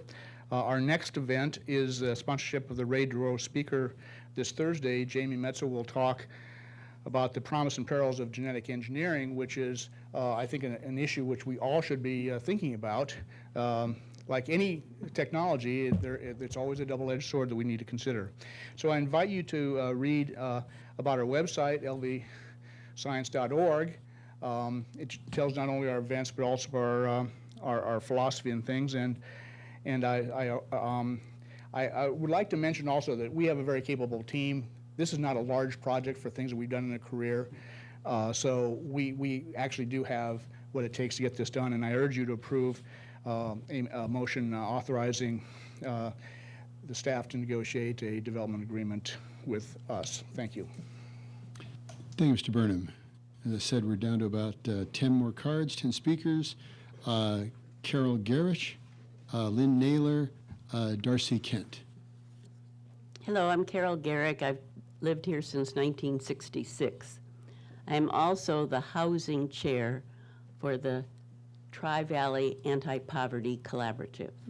So I'm well aware of the housing needs here, but I'm speaking tonight as an individual. I believe in the well-researched council's plan that was confirmed last night. But first, I'd like to point out that we already have a central park in Livermore. It's called Carnegie Park. It's a large park anchored by a historic and architecturally attractive Carnegie Library. It contains an art and cultural center there. The park also contains a historic fountain. There's a new community bandstand that's just been built. It hosts the weekly farmers market, and it's a popular place that's well used. So there are actually 3 parks within a 2-block radius, 3 large parks. We do not need another park down there. Most important, what we need is more housing. Our children and grandchildren can't afford to live here. Those who grew up here can't find housing. Those who work in our city workforce, can't afford to live most places here.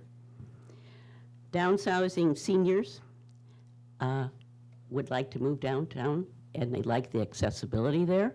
They can walk to what they'd like to do. They can enjoy the parks and all the events there, the science center, whatever. The council's plan is to be commended for its attention to our housing needs. This plan guarantees 130 units of different sizes and shapes to accommodate different sizes of families. These units are well integrated into the area, and as a result, will build goodwill with store owners and park users. They'll also promote business. Eden Housing is a very respected developer. In contrast, the plan offered by the opponent significantly reduces the number of housing units to approximately 80, the smallest number that they could use. Even more important, these housing units are packed into a corner of a property and poorly integrated. They're sort of second-class citizens, that's what it looks like. The units are very small, sort of like a 2-car garage, most of them. While housing ranks below or after parks and the hotels in voting, it's really not a proper subject for taking a majority vote. It's an essential service that you as the council know belongs to in your duties, and that's what you have done. Finally, my daughter, who worked as an intern for Livermore's Main Street, could I just finish? Just that finish little your bit? thought. Okay. And her husband are long-tenured urban planners in New York City. My son-in-law was the deputy housing director under Mayor Bloomberg. They assure me that the new way of doing housing is to integrate it, as you have done, not to put it on the side. Thank so you. I'd like to just commend your plan and ask you to move forward with it. Thank you very much. Lynn Naylor, Darcy Kent, David Kent. Good evening, Mr. Mayor, council members, city staff. I'm really pleased. I'm so glad I get to speak after all of that energy and excitement from these projects. It's just thrilling. I wanted to come back tonight to be sure that ITV is on record as fully supporting this downtown plan and the full slate of partners who are already working so hard to bring the community's really sound plan to life. We appreciate the efforts of so many dedicated professionals, and the excitement behind these projects is really thrilling. Because of the work I do, I get to talk about how communities grow and develop, and I use Livermore as an example and the unified group and how it rallied the spirit of this community. It's a model, and it's an important one, and it gives us a great badge of pride about our Tri-Valley region. ITV encourages the city to take the next step tonight with the development agreements for all 4 of the community partners named in item 5.05 to help bring the community's vision to life. We believe in visionary projects like this one that are driven by passionate leaders who understand that all boats rise when we work together, a tenet of ITV. Thank you so much for all your hard work. We are appreciative. Ms. Naylor, thank you. Darcy Kent, David Kent, Clark Streeter. Hi, thank you again for all your hard work over the many, many years, and staff too. Thank you so much. I was approached by a petition signer at Trader Joe's. This man was paid to solicit signatures and was not a citizen of Livermore. He grossly misrepresented the petition and downright lied to me. How many people were lied to that gave their signatures? Honesty was mentioned tonight. Every week I receive an independent newspaper that contains a full-page ad that misrepresents and lies to the citizens about the downtown plan. Who is watching out for this dishonesty in the Independent? The Lucky site was purchased with affordable housing money.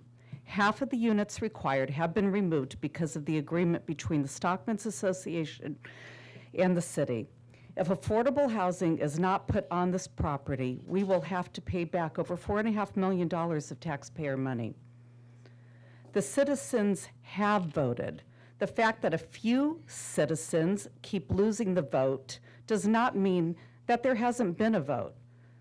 Citizens were given the chance to participate in workshops and give their opinions.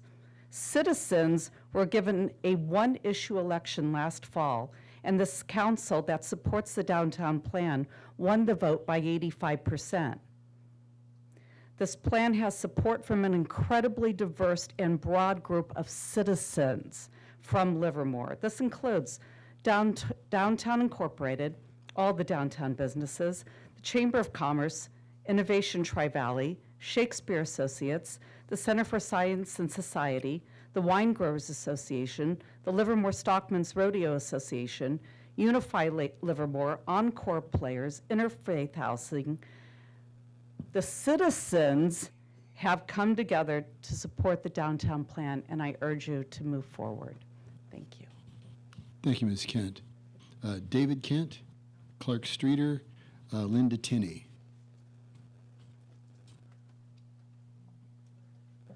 Good evening. I'd like to speak in favor of taking the next step on these development agreements. 3 of the agreements deal directly with the completion of Stockman's Park. The expansion of Blacksmith Square, that is what defines, delineates, and sets the architectural standards for Stockman's Park. The Stockman Park agreement made provisions for these cultural amenities and services to go into it. And I think in order for us to finish Stockman's Park, we have absolutely got to continue the good work on these elements. The multi-use pavilion not only houses the Black Box Theater, but it contains many of the necessary services to make the Stockman's Park a fully functioning park, which was the intent in the agreement.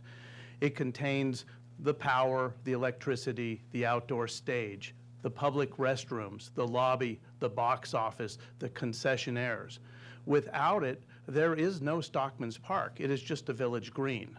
And so the businesses of Blacksmith Square, the services inside the multi-use pavilion, those are what activate the park. And the Science Center activates the park.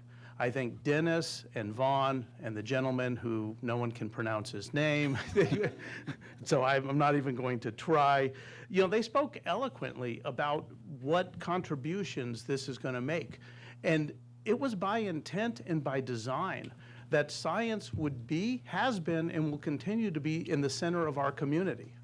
Not shoved behind the L Street garage, not stuck on a second floor of a parking garage, but center and fill. If we don't continue advancing these development agreements, we will not complete Stockman's Park, and we will be missing this great opportunity. In my last minutes, I would like to speak on the affordable housing, because I'm actually shocked and saddened about these attacks on infill development, because I've been a lifelong environmentalist. When you attack infill development, you are attacking open space. You are attacking the urban growth boundaries. Urban growth boundaries exist to promote infill development. You can't preserve agriculture, open space, parklands around our cities if you're not willing to build infill development. And so when people talk against Eden housing and against affordable housing in our community, they are making direct attacks on the urban growth boundary.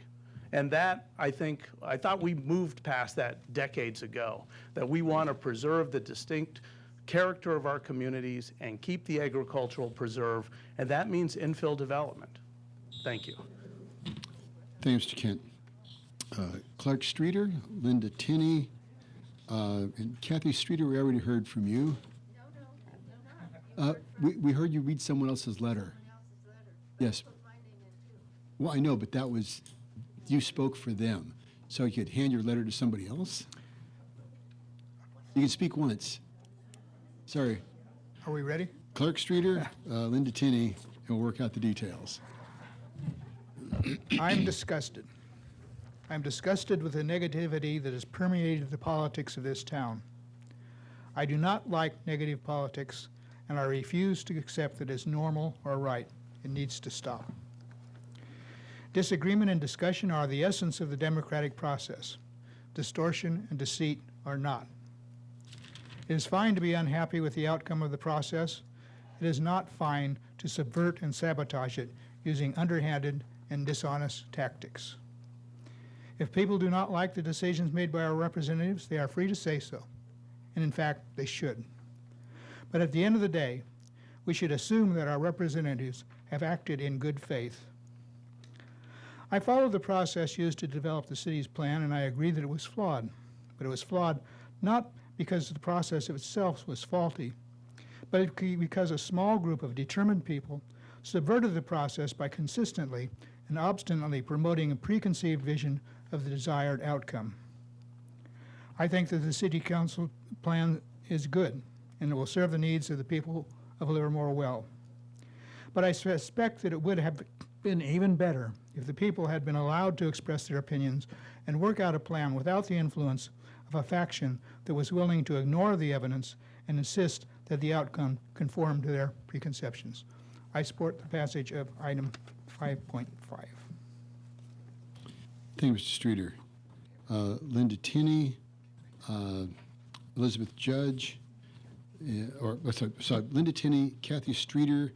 As I said, Doris Ryan spoke for Vic Avila, and she also put in a card to speak, but otherwise we can get one person reading letters from 10 different people. So we allow people to come up and speak once, whether it's for someone or on their own behalf. But it's just a matter of being fair to everybody. So with that, but if you can find somebody to speak on your behalf, okay, if you could submit a card then. Great, thank you.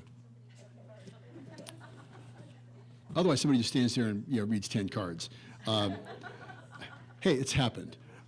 So Linda Tinney, Elizabeth Judge, Brent Seiler. Ready? Yes. Hi. Go on. My name is Linda Tinney, and I've lived here for 46 years. I want to thank all of you, mayor, council, staff, for all the work you've done in this plan. I'm speaking on my own behalf and not on any specific group. I endorse the city's plan for the downtown development. I believe the city gave ample opportunity for its citizens to participate in the plan by holding numerous meetings, inviting everyone to contribute, and offering community venues and forums to do so. I also believe the city and its staff did its due diligence incorporating regulations, mandates, and other requirements into the plan. It's unfortunate that a small group who oppose the project would have you believe they represent the majority. They do not represent me. I'm sorry they are attempting to delay and impede the downtown development. I, for one, think it is a huge waste of time and money to start all over. And the idea of a large central park on very prime space in downtown Livermore seems very short-sighted. I urge you all to move forward and proceed with the downtown development. Thank you, Ms. Tinney. Elizabeth Judge, Brent Seiler, Tom Souls.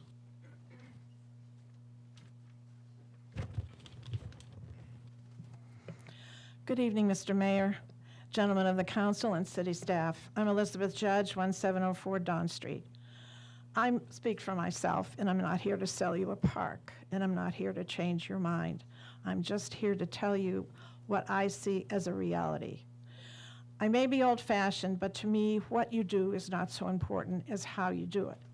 So when the public outreach process ended with the submission of the PlaceWorks data, and suddenly you approved a concept arising out of non-transparent meetings held in private by representatives of 7 groups calling themselves United Livermore, I personally lost respect for those voting for it.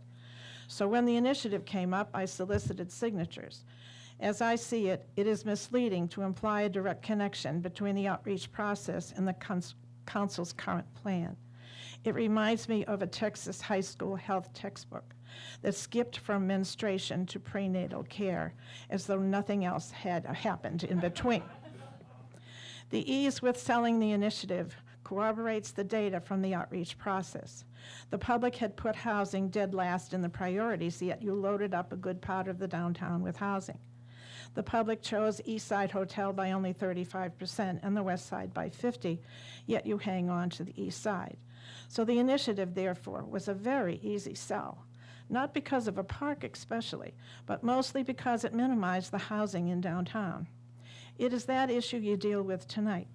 It really surprised me that, with only one exception, as I got 112 signatures over time, young people were against downtown housing, with one exception.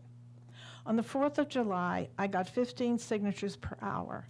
All I had to do was show both images, that of your situation and that of the initiative, and answer any questions. Now, I'm not here to brag about that. I just want you to know that it was a real easy sell. So don't kill the messenger here. I'm just here as a reality check. The initiative is not perfect, but the group you love to hate followed the data from the outreach. Had you done so, we would not be in this mess, and maybe things would be 18 months ahead. Now, what happens if the initiative passes? Have you given any thought to that as you proceed with these DAs?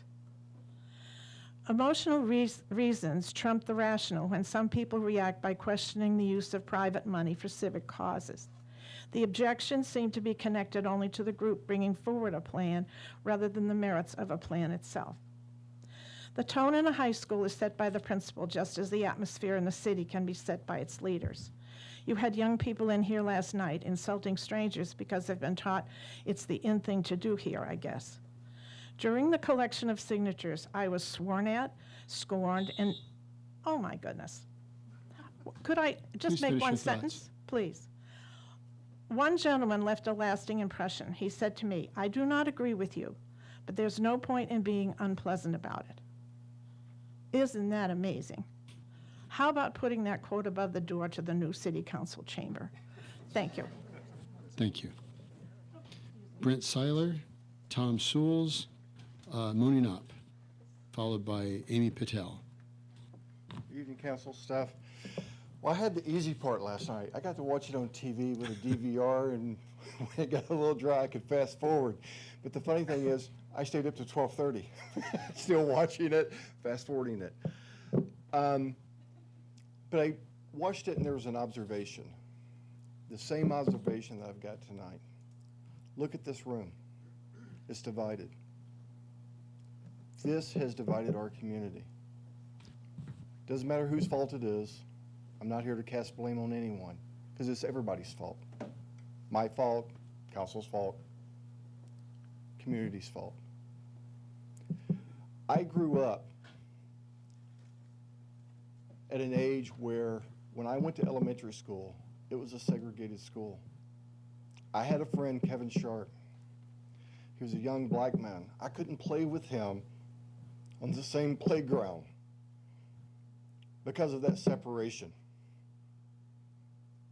We had to sit by a fence with our G.I. Joes to play, and thank God I had a father who raised me in a way to respect the fellow person for who they are and not judge them by the color of their skin. When the teacher told me I couldn't play with them, in the 4th grade, I used a superlative. I used a word that I won't use here, but I told her to go herself. And I was sent to the office. My father was called, and he explained to the principal that he was not raising me the way that they want me to be. He's raising me the way he wants me to be. I continued through my life with my father's guidance. I get into high school. We have clubs at the very beginning, and you have a choice, band, chorus, whatever. We also had the KKK there and the volunteer fire department. I chose the volunteer fire department why I wanted to give back to my community. And that other group did not represent my moral compass.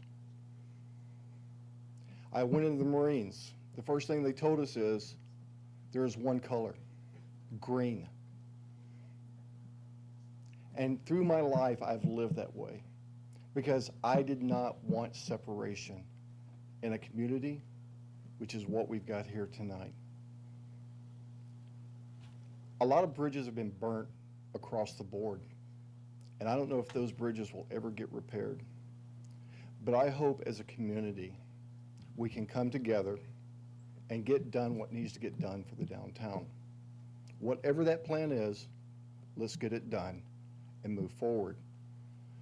Let's stop calling each other's names, printing false information, passing out false information. Let's do what's right for the community and come back together so that we don't have this separation. It disgusts me. As far as I'm concerned, leave it as a dirt parking lot if we can't come together as a community. Thank you. Thanks, Mr. Seiler. Tom Sewells, Moni Knopp, Amy Patel. Moni, you're on.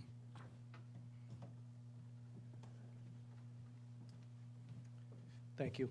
First of all, I would like to know, why did some people keep mentioning the council acted in an illegal manner when the law otherwise, when the law says otherwise, as the city attorney had cited the statute yesterday? As a former officer myself, I know the council acted illegally yesterday. It is our job as citizens to seek other legal options we don't agree with their decision. So I'm here tonight to speak about my support for the downtown plan with Eden Housing, the Livermore Science and Society Center, and the Livermore Shakespeare. First, let me start with my support for the Livermore Shakespeare. Let me start with two of their leaders, Katie and Lisa. I've known Lisa and Katie for many years now, especially through our work in the nonprofit sector via the Tri-Valley Nonprofit Alliance. During these many years, I've found Lisa and Katie to be two of the most passionate and exceptional people I know. They're friendly, courteous, and always very professional in all that they do. To me, it is no accident that they are so successful at what they do and why Livermore Shakespeare has grown and become so successful today. I believe one of the greatest factors for their success today is due largely to their leadership, reminding me of what John Maxwell always says about leaders, that everything rises and falls on leadership. In my observation, they truly rise because of their strong leadership. Livermore should be very proud to have these great people and organization representing us. I have no doubts that the leadership and the board of directors will do what is necessary to fund their project to completion. Supporting Livermore Shakespeare is very personal to me, just like all my supports for the arts community in our city. I'm one of the arts ambassadors for the Bankhead Theater. It is very near and dear to my heart because of how they serve and who they serve in our community, especially children, specifically those who are growing up underprivileged like me when I was a child. You see, I was raised in the killing fields of Cambodia and lived in multiple refugee camps in Thailand and the Philippines before I came to the United States at the age of 11 years old. Because I was very poor when I arrived here, I didn't speak a word of English when I first arrived here, I was not introduced into the arts and theater world until I was 24. At 24, that was when I had the first opportunity to enjoy my first theater show, The Pirates of Penzance. I love the theater now, and the other kids like me would love the opportunity to enjoy the same privileges if given a place to go. Supporting Eden Houses for workforce housing is also near and dear to my heart. I understand why housing may not be ranked at the top of the list of some people. That's because many people have homes, doesn't understand the lack of housing. How would they know if they never had to live without a home like I did, growing up in a home with a forced tilt above ground with no running water, no toothbrush, no toothpaste, no toilets, no electricity?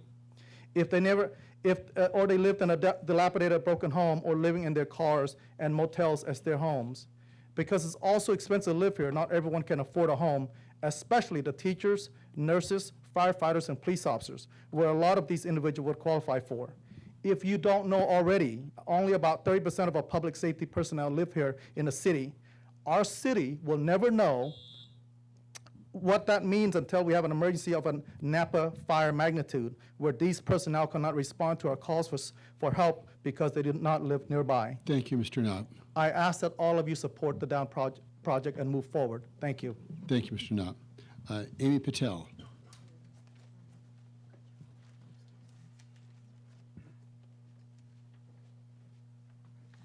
Good evening. I'm reading for Kathy Streeter. I am confused. The city has investigated, studied, restudied, examined, and put a magnifying glass to every component of the downtown plan. They took the time to get tons of input from every expert they could think of for every possible issue, whether it be traffic, parking, likelihood of financial success, how it would support our downtown merchants, how the community would benefit, and on and on and on. Under normal circumstances, this would be celebrated and everyone would be satisfied and sigh with relief that it was finally happening. But these aren't normal circumstances. There is no coming together in support of our downtown. There's a group of people held together by Joan Seppala who are not happy. It is not altogether clear why they aren't happy.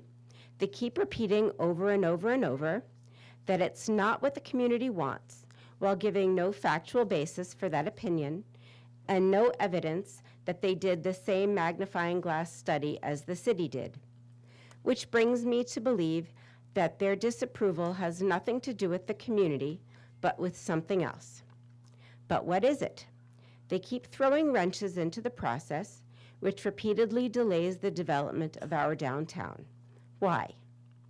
The recent election proved that the community did in fact approve of the plan and wanted to proceed post-haste. There will always be some disagreement about some part of any plan, but under normal circumstances, there would be a coming together for the good of all. But no coming together happens. So what don't we know about what they really want? Thank you. Thank you, Ms. Patel.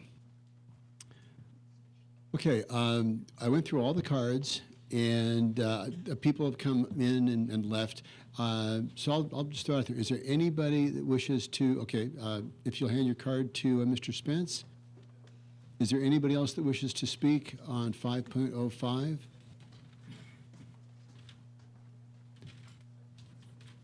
Oh, you can come on up and just tell us your name. Good evening, Mayor, Council, and staff. My name is Harpreet Singh Judge. I've been living in Livermore for 21 years now. Moved here straight from India back in 1998, 1997, roughly. Went to elementary school, middle school here, and I'm proud father of 2 young kids.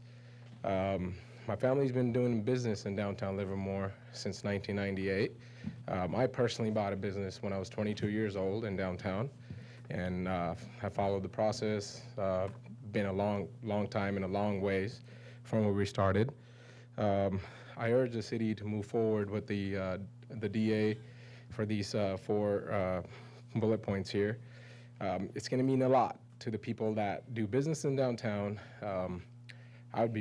I can't wait to take my kids to the Science Society Center, and also I'd be very happy if some of my team members can actually live in the town and enjoy the town that I live in. That's pretty much it. Thank you. All right. Thank you very much. Thank you. Anyone else before I close the public comment period? That's all right. Now, I want to make sure that we, considering we're doing this at 10 to 9 instead of 10 to midnight, I just want to make sure that we get everybody's comments. Sorry about that. Oh, it's okay. Travis Fisher, 25-year-old East Bay resident. As a small business owner here, I've heard a couple things about young people. As a young person myself, I can assure that I look towards the future, and everything I see here is looking towards the future. I actually do live in low-income housing, which has allowed me to open my own business and help other businesses around me locally to excel their businesses through marketing and social media. I'm also very into arts and music, and that has allowed me to express myself and learn who I am and share that with other people. And I frequently go to schools and talk to kids who are trying to find themselves as well and talk to them about music. Science is always interested in me as well. So everything I see here, honestly, makes sense to me. And I know my friends would be supporting for it. And I heard a comment about someone saying that young people aren't for this. As a young person, speaking for young people, I can assure you young people are for this. And one thing I kind of want to end with, I don't want to take up too much time, is at the end of the day, it's about how your story is told. And I applaud those who are telling their story with honesty and being truthful. And those who aren't,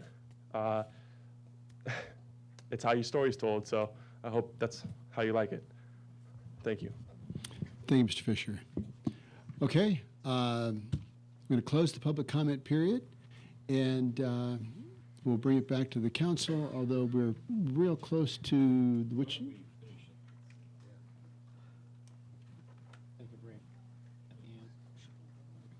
Okay, finish this and then take the break? Okay. Yeah. Well, she's on her way, I believe. She told me she would come when I took a break. Oh, I told her to come when I said there were 10 speakers left. Oh, that's why you said what you said. See, there was a code there, so I just tripped the code. Okay, all right. Okay, so closing the public comment period, bringing it back to the council. Trish informed me that she does not have a phone and asked me to communicate to Sarah that she doesn't have a phone, so if you need her. Okay, thank you. All right then. High tech.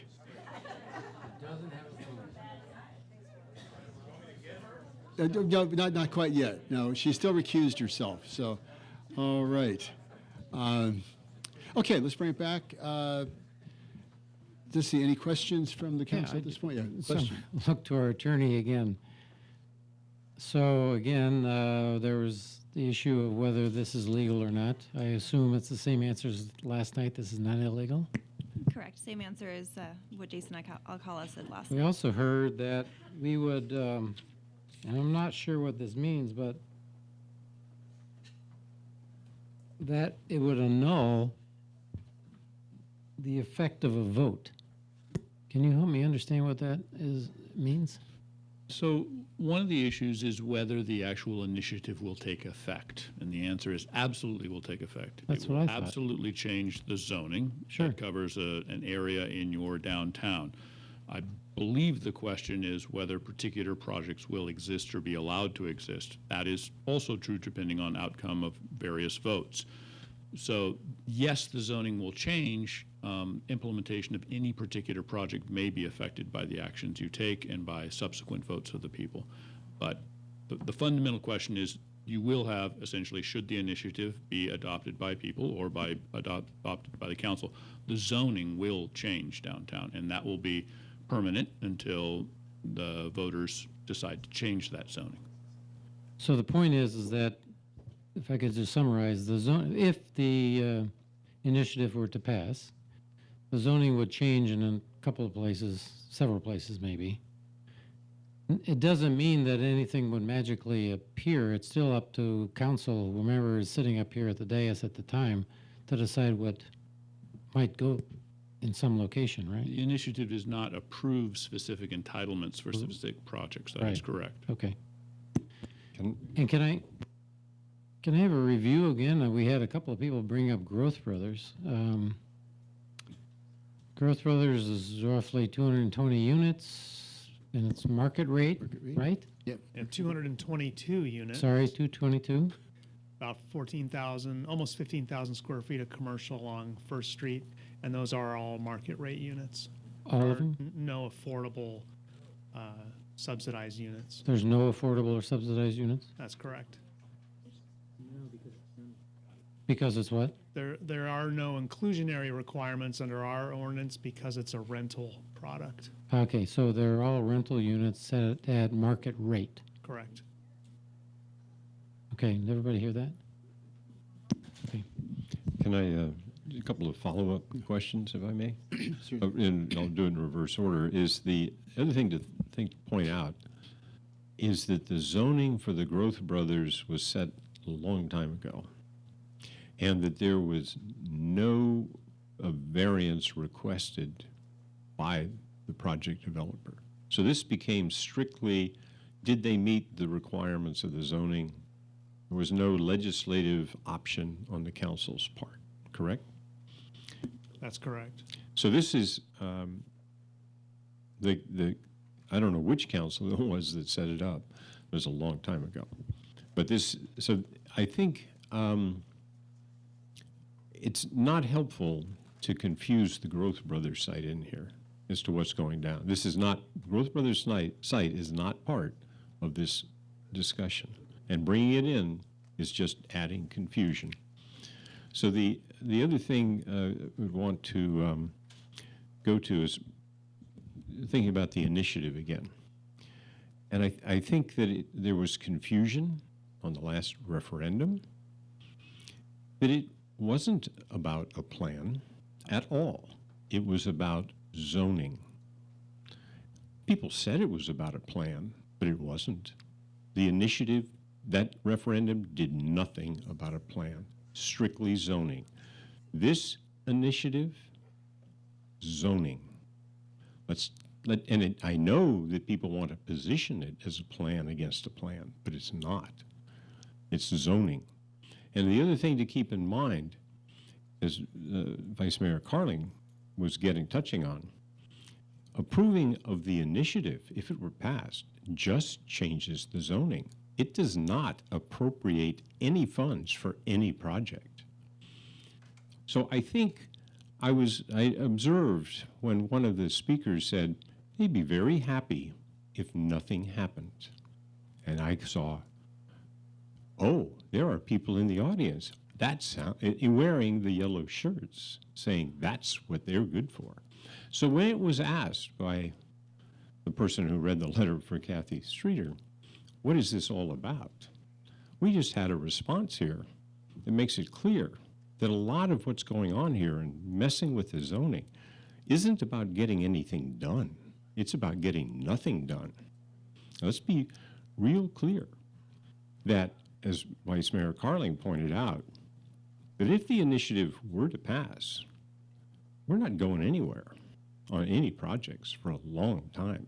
We heard in another council meeting that, as opposed to what was advocated, that it actually will be years. Even if the council were behind switching horses midstream, it would be years before anything happened. And without the council switching horses in midstream, it's going to be a lot longer. So let's get real clear what this is. So we're not stopping your ability, anybody's ability to change the zoning. What happens is when the zoning changes, whatever's there is non-conforming.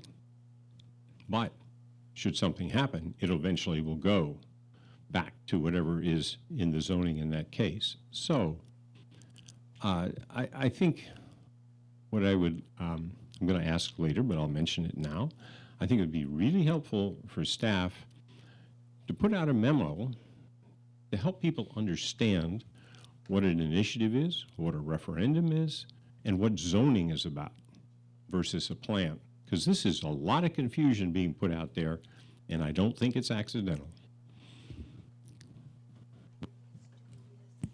Vice Mayor Carling? So I have some more questions about the purchase of the land in the northwest corner of the Catalyst site that is a railroad mill.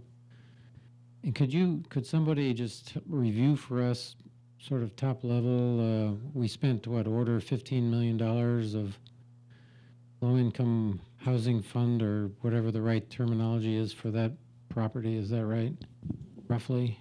Yes, that's correct. And then the 140 units, as Ms. Thompson mentioned last night, I think the 140 units on Pacific helps relieve 2/3 of that, $10 million. Is that, again, approximately right? Right. The intent of moving a portion of the housing is to relieve the requirement for a portion of the housing on the downtown side. Right. That So freed up space. Okay, so we're left with roughly $5 million-ish to pay back, right? And go ahead. You were going to say something. Just, I mean, those are orders of magnitude. Yes, I said ish. Yeah. So. More refined than an order of magnitude. Yeah, okay. And the 130 units that we've talked about would relieve the rest of that burden? Is that right?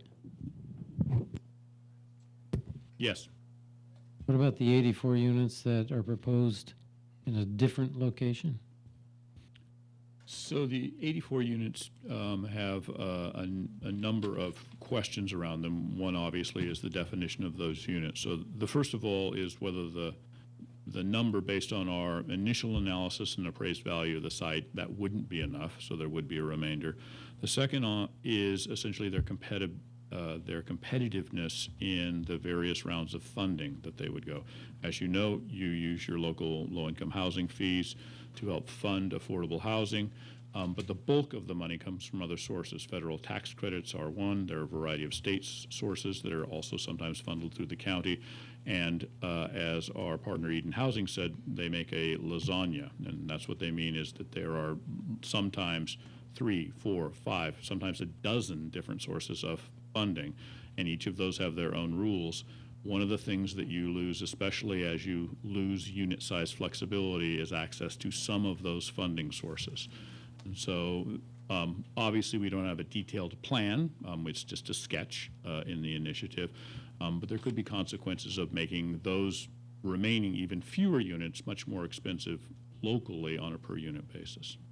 And then their proposal would be to increase the density on Pacific from something to, I don't know where we are now, to whatever, 38 to 55 units per acre. Right, it would increase the, right now, we're not rezoned or regeneral planned there yet. So it would move the general plan to UH6, which is our highest density in the city, which is up to 55 units to the acre. Okay. So I'm kind of tempted to weigh in here because I've spent a lot of time thinking about this, and in the past I've used the word complicated and was ripped for using that because I'm not allowed to say that word, but it is complicated, and let me just put it into perspective. There are three ways of thinking about the housing. One is, what are we legally required to do? Because that land was bought with affordable housing funds. So one concept you need to keep separate from the others is legally. And what we heard was that the minimum obligation was 84 units. And that's why the Central Park plan used 84 units. So I think there's no disagreement at this point that the legal requirement is 84 units. But the other thing we just touched upon was the financial calculations associated with this. And this is where it gets a little complicated because we have a compound deal here, thanks to the Stockman. They allowed us to put housing on Pacific Avenue, which it was not otherwise, where we otherwise could not.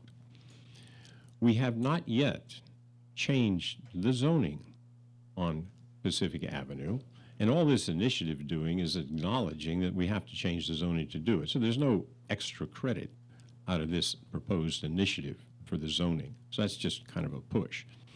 But here's the way to think about it, is that the downtown land was bought with around 14+ million of affordable housing funds.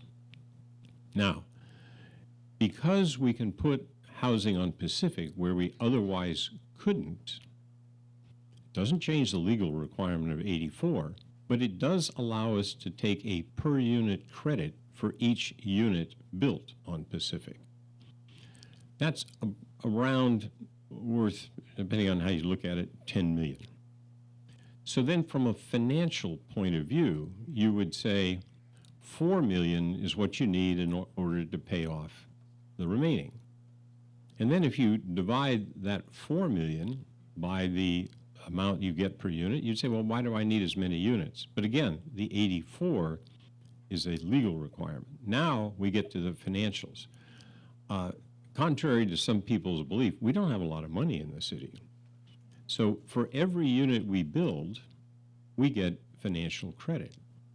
So the 130 units on the downtown is worth about another 9 million, roughly, if we build it at the current design in the city plan. However, what was just alluded to is if we downsize this housing into these 400 square foot dorm rooms, we're not going to get the same value of credit.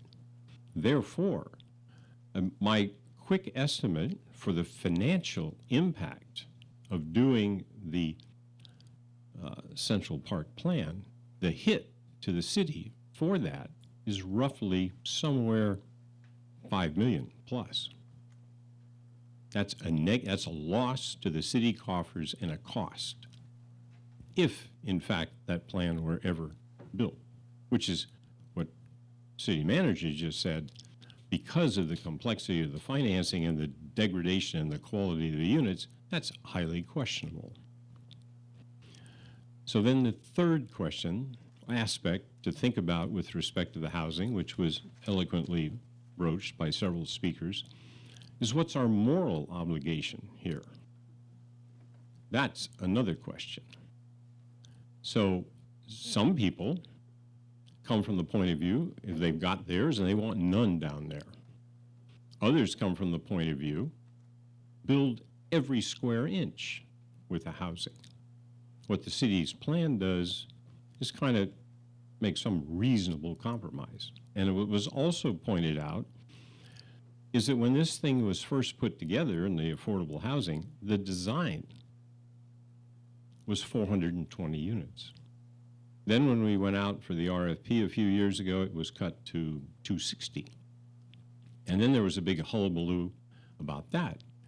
So then we said, let's get to 130. And that's where we ended up. So 130 is more than the 84 legally required.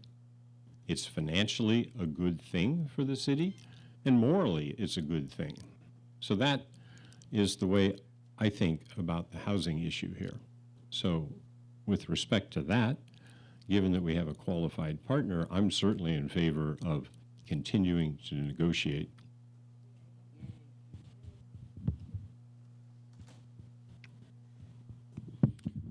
Questions at this point? You know, I'm not quite sure where to start. I think I said that last night, too.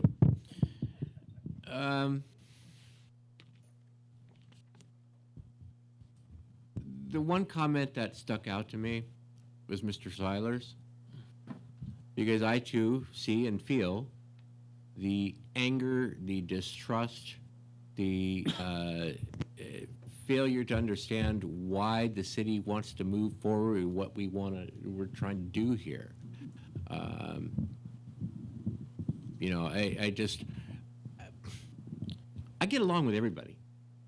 And it's just in the last couple of weeks that I've had people telling me I've been bought by developers. One guy grabbed me by the shoulder the other night. I warned him that that usually results in fractured ribs if you do that to me.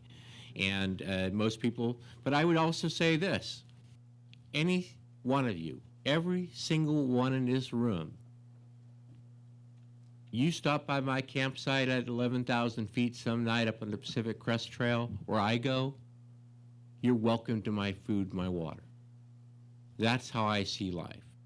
I like to get along. I really don't like the divisiveness of this and this threat to use a referendum after referendum after referendum and initiative after initiative. And I don't understand why it's so difficult to just think about it for a second and just move on and move forward. Now, not that I expect to see anybody of you at 11,000 feet anytime soon, but you're welcome to any trout I have. I'm all in favor of moving forward because frankly, I have heard a lot of threats. I've heard a lot of the anger directed towards me as I go to the farmer's market and walk downtown. Frankly, you touch me, you're going to get your ribs broken. Be warned. And but I'm not going to be intimidated into slowing this town's future down. This has to move forward. And if you want to come up and argue with me, that's fine. However, in the last 2 weeks, I've received 0 emails on the topic. None. No, I had a nice discussion with a young gentleman today downtown who wanted to talk about exactly what we're going through tonight. And he usually comes in here to speak. He wasn't able to tonight. Had coffee this afternoon with him.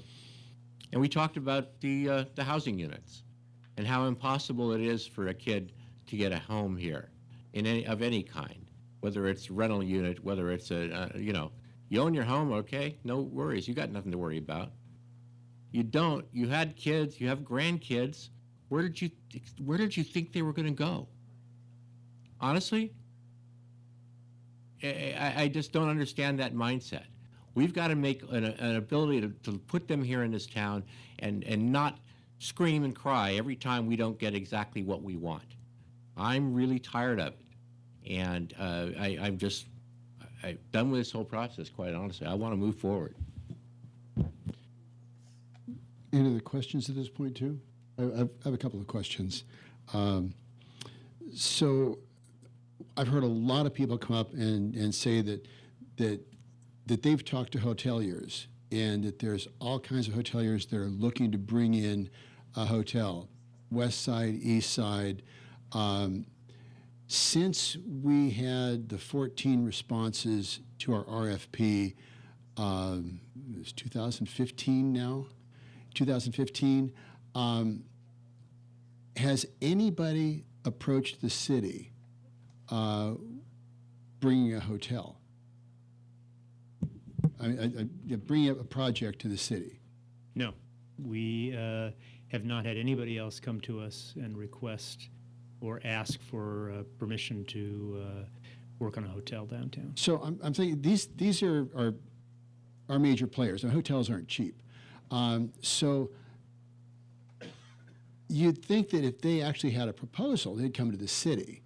But I'm not sure where all these people are getting hoteliers saying that they want to bring a project to Livermore, because my belief is if somebody wanted to bring a project to Livermore, they would talk to the city of Livermore. That's just my feeling. But we haven't had anyone approach the city since we got the 14 responses to the RFP. Correct. Okay, thank you. And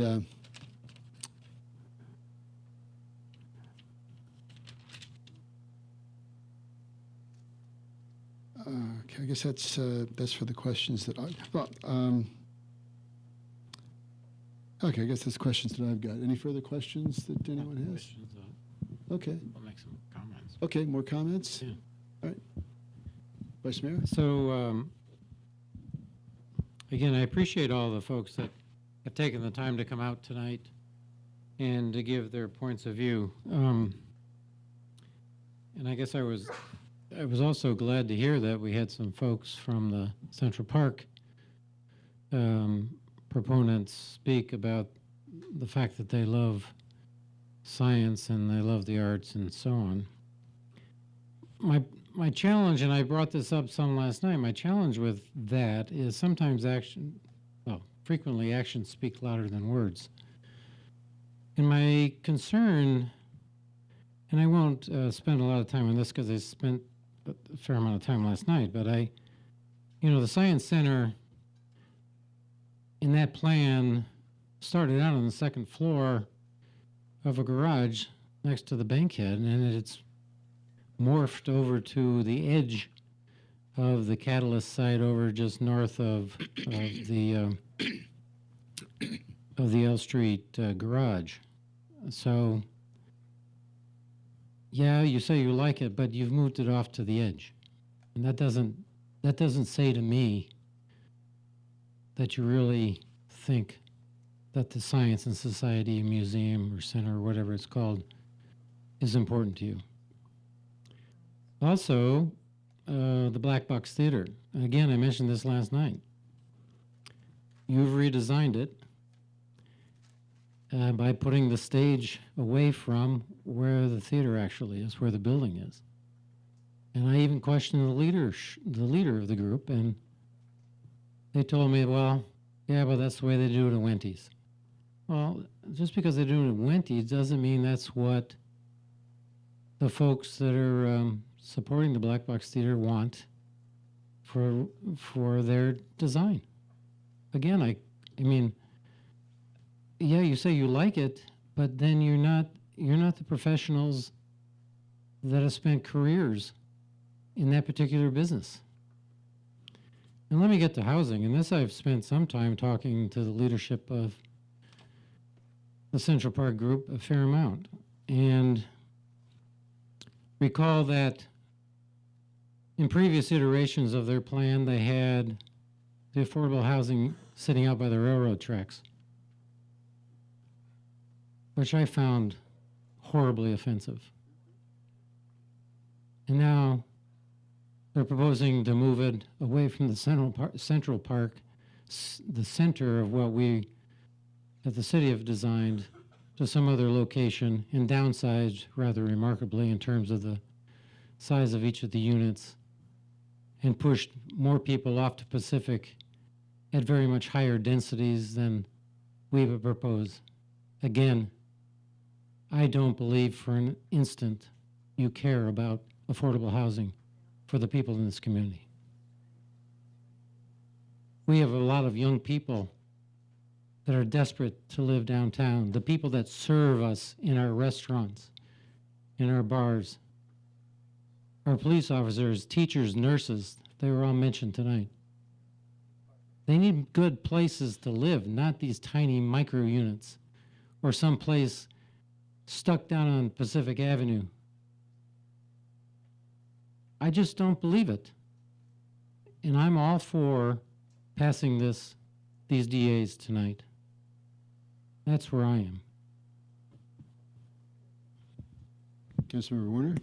Yeah, a couple of other comments. I agree with what was said about the housing, and keep in mind that some of the people that are against the city plan live in housing at 1,000 times the density of the housing they're proposing. So that's kind of incredible. But the thing that I think was said pretty well by Mr. Kent is that what we promised the Stockmen was a deal where it wasn't just a plot of land, but it was really a prominent park with the additional cultural amenities. It was a complete deal. That's what we struck with the Stockmen. That's what that they expected. That's what we want to honor. That's why I also believe that we need to move forward with continuing to negotiate with our potential partners on the other DAs to fulfill the promise. I think that's it. So we've got those key pieces. It was the retail plus the cultural facilities around Stockman's Park. Everybody says they like Stockman's Park. Let's get on with it. And then we have the moral question about the housing. And different people have different views on that. But we have the minimum legal, fortunately. But I should also point out on the housing of the Central Park Plan, plops it right down in the middle of the parking lot behind the First Street businesses. It's very disrespectful for what's going on with those businesses. We heard one of the Central Park proponents last night say it would be terrible to have the housing behind the ale house. But that's exactly where the plan puts it. So are the proponents of the plan actually looking at what they're doing? So my belief is that we have a good plan. It was well thought out. And the other aspect of it is we didn't say we want it just one way and it has to be this way. We very carefully thought about the components, balanced the priorities, and methodically went through and came up with the plan. The other piece of this is just, this is what I want. And it's not even put together, as was pointed out yesterday by Vice Mayor Carling, by anybody with any competence to do it. So I think that the right thing to do is to continue to move forward. We know that the initiative will come to a vote, and we'll deal with the zoning at the time.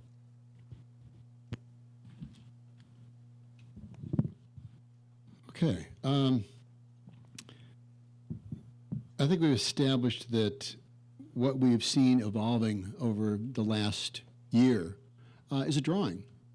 We keep hearing it called the Central Park Plan. It's a drawing. It changed almost on a weekly basis, and it was never presented in a public forum. There was never an opportunity for the public to speak to that plan as it was being drawn up. It was always delivered fully baked, saying, this is the new plan. No financial. One of the speakers talked about how everybody loved the photograph or the drawing. They loved the drawing. They liked this drawing better than the approved plan. You know what? If people don't have to pay for something, everybody loves it. You know, if they have no idea what it costs. We just had a Maserati dealership up in Livermore. I'd love to get a Maserati. You know, show me a picture of a Maserati in my 1996 pickup truck. I'll tell you which I'd prefer. But, yeah, right, yeah. So, yeah, I'd love that. But I happen to know what the cost is. The city, as we draw up the plan, we know what that costs. To suggest that a 350-unit parking structure is not going to generate as much traffic congestion as a 130-room hotel is ludicrous. But the drawing has never had any analysis done behind it. I got to bed this morning at 2 and woke up at 5 because I was still thinking about the testimony. And I was also struck by the comments from Kathy Streeter by Ms. Patel about what's it all about. What is this all about? And if we're honest, it's always been about the same thing. And it keeps coming back to the same thing. And that's another theater in the downtown. It's always been about another theater in the downtown. One of the, it suddenly crystallized at 5:30. And so I started to write down some notes. One of the speakers, and this was the one that really riveted everything together, it all crystallized at once, bragged about the success of the BART referendum as the triumph of the community over a council that didn't listen. They showed the council, and they had a referendum because the council wasn't listening. What was remarkable is that the speaker seemed to forget that the members of the Friends of Livermore, the members of the community group, Vibrant Livermore, Better Livermore, and the Central Park Committee all opposed the BART referendum that this speaker referenced. They all opposed the referendum. They all spoke in favor of BART in the downtown. One of the speakers that spoke last night in great false piety about speaking about the morality and the legal requirement to put this to a vote. I actually found his email this morning. It is crucial to the continued revitalization of our downtown that there be a BART subway station there, and we support a hybrid route going underground from the freeway down Portola and Junction Avenues to a subway station downtown. This was on the Friends of Livermore letterhead, that they were absolutely behind BART in the downtown. And we found out that BART in the downtown was opposed by 80% of this community. How does that happen? How could the council get that so wrong? Well, they got it wrong because talk about the abuse of power. There are people that can fill up this trailer with scores of people that swamps what we would have normally heard from the general public. And what was interesting is these people were clamoring, the general population that we heard from, but in much reduced numbers, were clamoring to put this to a vote. The people should vote on BART in the downtown. And the community group, the members of the community group, the Friends of Livermore, all those folks vehemently opposed a vote on BART in the downtown. And why? Why was there so much focus on bringing BART into the downtown? Because BART in the downtown would serve a 2,000-seat regional theater. That's why it had to come downtown, is to serve the regional theater. That's what this is all about. And nobody, there were voices in the community. Let's put the regional theater to a vote. And the members of the community group and Friends of Livermore and Better Livermore and Vibrant Downtown, they all vehemently opposed allowing the people to vote on this. This 2,000-seat regional theater also had, as Councilmember Berner pointed out, 420 housing units attached to it for the tax increment to pay for the regional theater. So all the people that we're hearing from tonight that are saying that 130 units is too many supported 420. And then when the Lennar plan was being talked about, they all spoke in favor of 251 units. And then that meeting on August 8th, where August 8th, 2016, where there was a sudden move to change that to 130 units, which is what the people wanted, 130 units. And that became the new number. And then we heard we read the ads and the flyers saying, don't Dublinize downtown Livermore. We want 130 housing units. Well, we've got that now, and that's too many.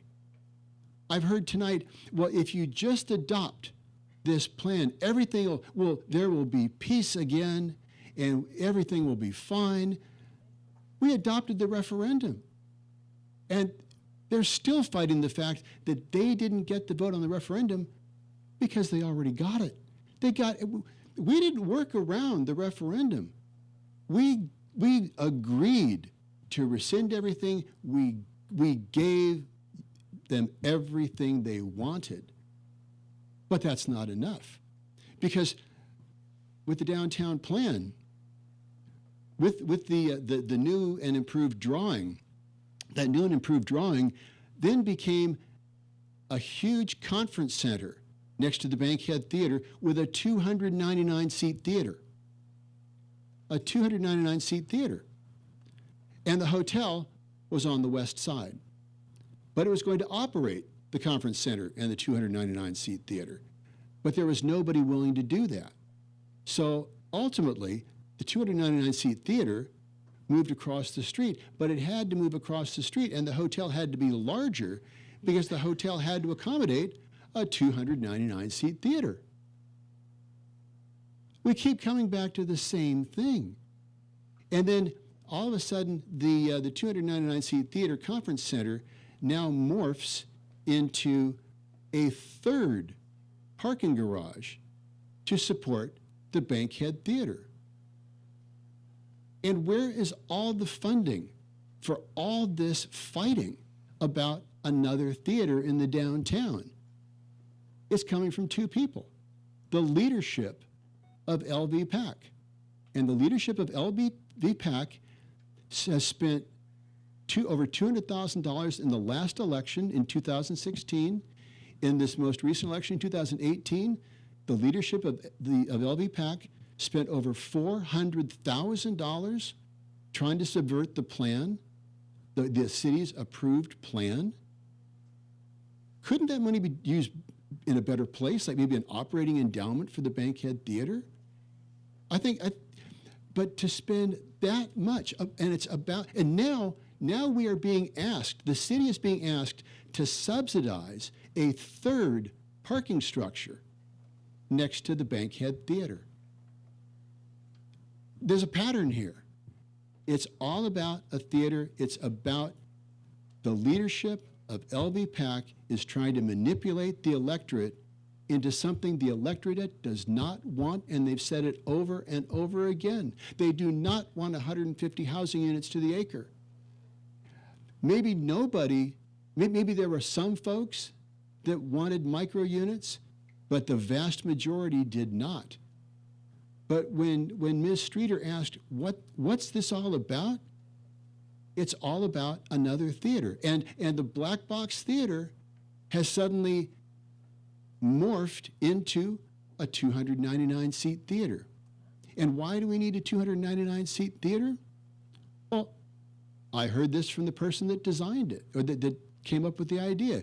It's to move the resident companies out of the Bankhead Theater so that they can bring in more bankable shows. This is what it's about, to move the resident companies out into this 299-seat theater to get them out of the Bankhead Theater. So this whole battle, now, I was thinking about this the other day. I am the only person up here that has been through this entire 15 years of drama. And it's not letting up. Because there's a small group of people that are not getting what they wanted. And this has been the driving force. It's another theater in the downtown. Can we just be honest and admit that? Because Joseph Goebbels said, if you tell a lie big enough and often enough, the people will come to believe it. And I think it's time that we stop the lies. It's time that we all own up to what this is all about. And let's be honest.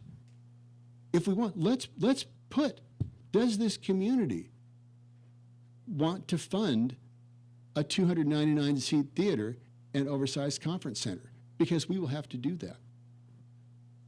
Don't be promising me that you've got other hotels that want to move into this town when nobody has come forward.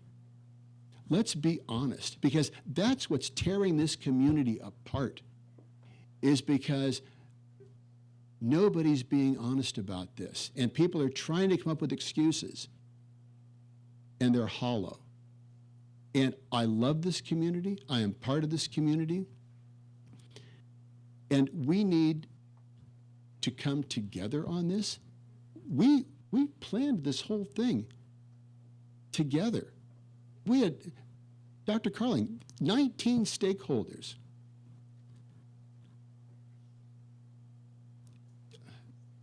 I wasn't going to go here, but we spent a lot of time.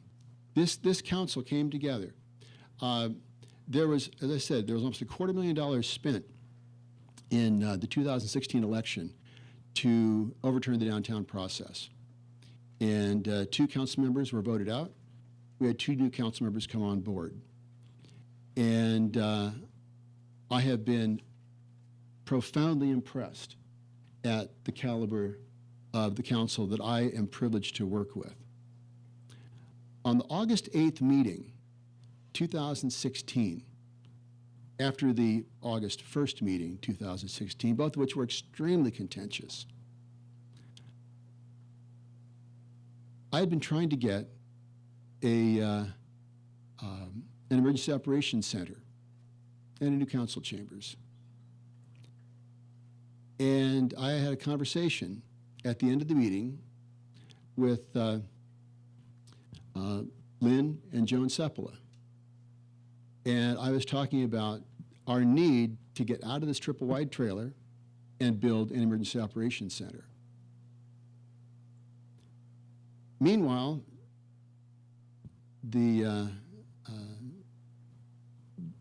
Joan was trying to get more money for this 299-seat theater with the raked seating. We all remember that. And the discussion got a little bit heated. And finally, she said to me, if you build this, the Independent will call this Marshawn's Taj Mahal, and I will take you out of office. I will take you out of office. I'm trying to protect this community. We're trying to protect this community. We live here. This is our community. Paradise, Napa, Santa Rosa, fires and floods, catastrophes. We need this. But if you build this and I don't get my theater, I will take you out of office. You talk about abuse of power. That's it. But that's what's roiling this community. That's what's dividing this community. And let's just be honest about it. So with that, I'll bring it back to the council. Is there any additional comments from the council?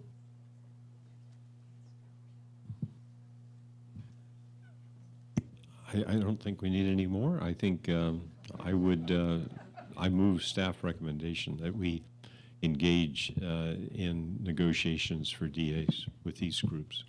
And I'll second that. Moved by Councilmember Warner, seconded by Councilmember Coomber. Any discussion on the motion? All in favor? Aye. Any opposed? It passes unanimously. Break. Break. Okay, break, and then we bring in Trish. Good evening, and welcome back to round 6 of the July 22nd Livermore City Council. Now moving on to July 23rd. July 22nd, yeah, July 22nd, and now July 23rd. We just completed 5.05, which means, of course, that we are at 6.03. Don't worry, the math does work. It's all good. You just took a little brief nap there, and now we're moving on ahead. So this is on city support of Senate Bill 47, which relates to initiative, referendums, and recall petitions, disclosures, discussion, and direction. So bring that over to, looks like Christine Martin is going to be taking this one. Yes, good evening, Honorable Mayor and members of the City Council. I'm Christine Martin, your Deputy City Manager. On July 8th, Council directed staff to develop a letter of support for Senate Bill 47 relating to initiative, referendum, and recall petitions. Senate Bill 47 requires that individuals who are asked to sign a state or local initiative, referendum, or recall petition be provided with information about the committee that is paying for the petition to be circulated, if any, and identify the top campaign contributors to that committee. Another bill related to petitions, AB 1451, seeks to make it a misdemeanor to pay a signature collector based upon the number of signatures collected for a certain percentage of the overall signatures gathered. Both bills were included in your packets this evening. Staff recommends Council consider the attached letter of support for Senate Bill 47 and provide direction on other legislative items. This concludes my presentation, and staff is available for any questions you may have. Okay, comments from the council? First off, questions. Any questions? Okay, no questions. Well, no. No question. I've got a card. Oh, you got a card. Okay, so with no questions, I have a card, Carl Winty.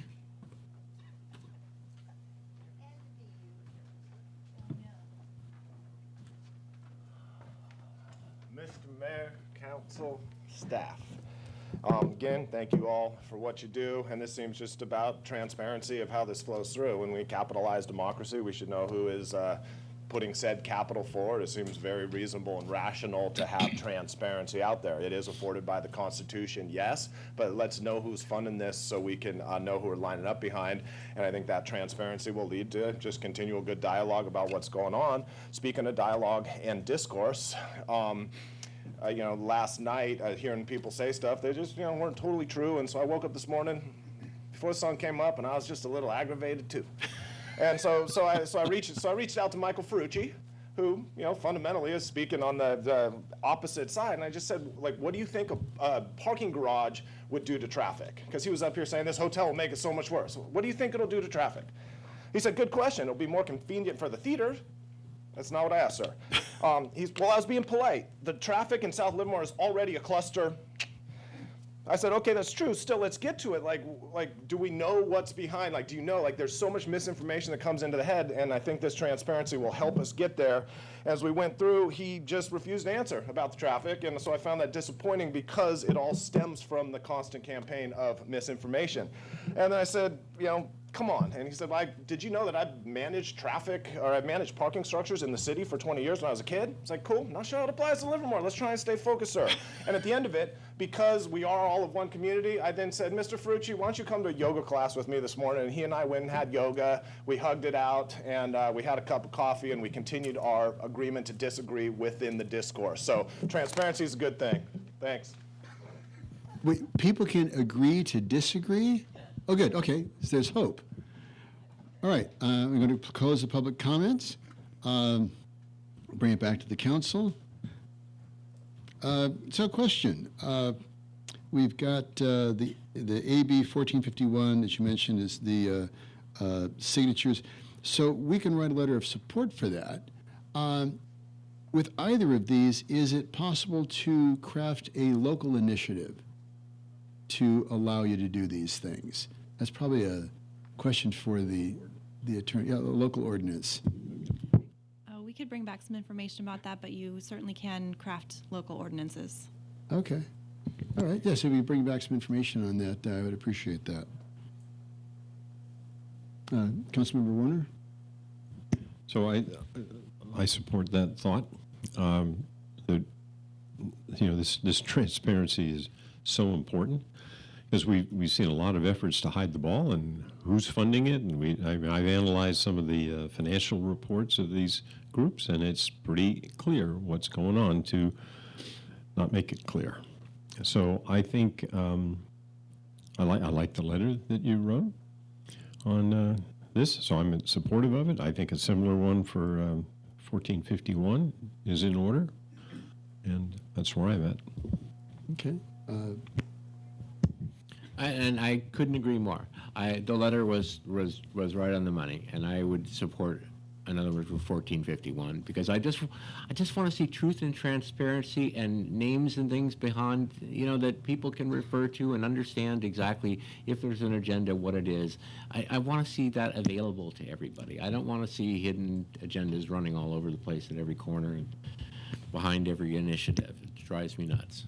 Can I just thought of something too. The other reason that I think this is important is we've had this one long continued meeting about one initiative, and it's obviously, to me, this kind of transparency is needed. But right now, we've got another big funded organization coming in, hiring the same paid signature gatherers, and again, not quite being truthful. And what they're saying is, okay, the first set came through, we're in the pocket of these big developers like Eden Housing, right, the nonprofit.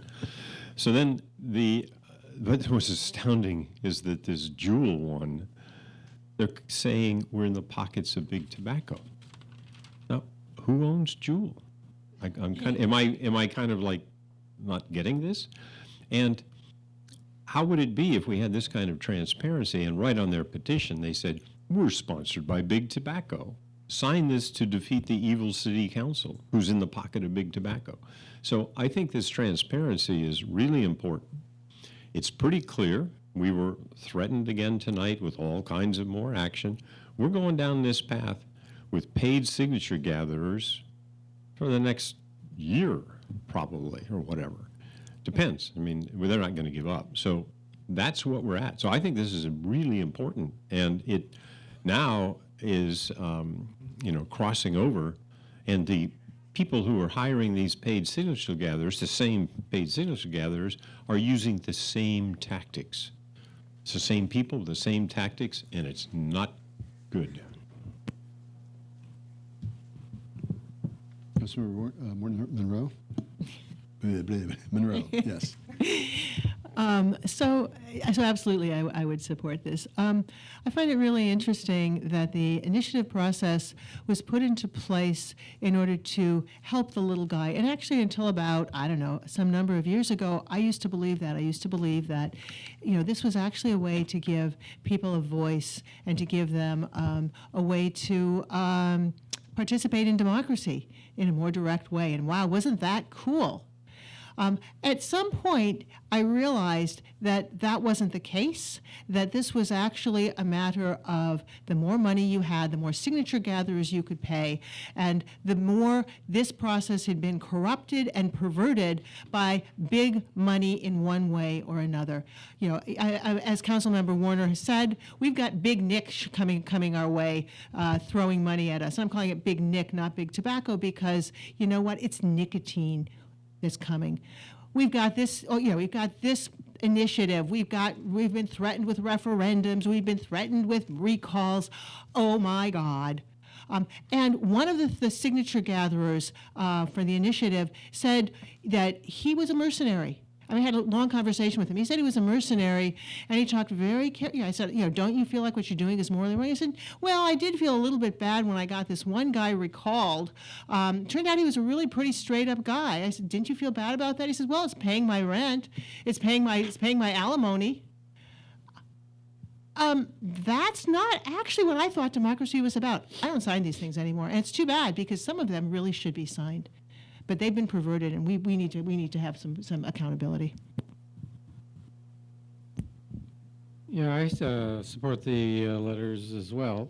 I agree that more information is better for everybody, so I support that. I'm not sure putting the names of the backers is going to change the attitude of the people trying to get signatures, but I think that's a stretch. But yes, I think more information is better. Okay, so can we also include either or draft a separate letter to support AB 1451? Okay, great. All right, is there a motion? I'll second yours. I'll move. Okay. Moved by Councilmember Monroe, seconded by Councilmember Warner. Any discussion on the motion? All in favor? Aye. Passed unanimously. Great, thank you. And with that, moving on to the matters initiated and committee reports.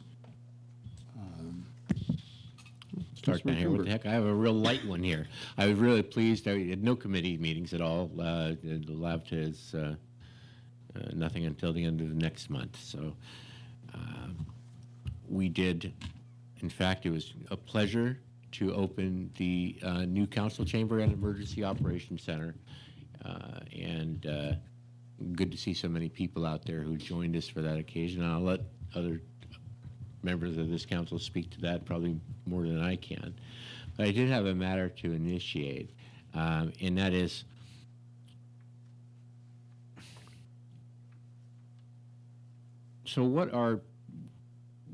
there are uses that, things in backyards that can be very disturbing to neighbors and things that are allowable during the daytime, early evening, morning, late evening, and I speak in particular of things like batting cages, tennis, that kind of stuff.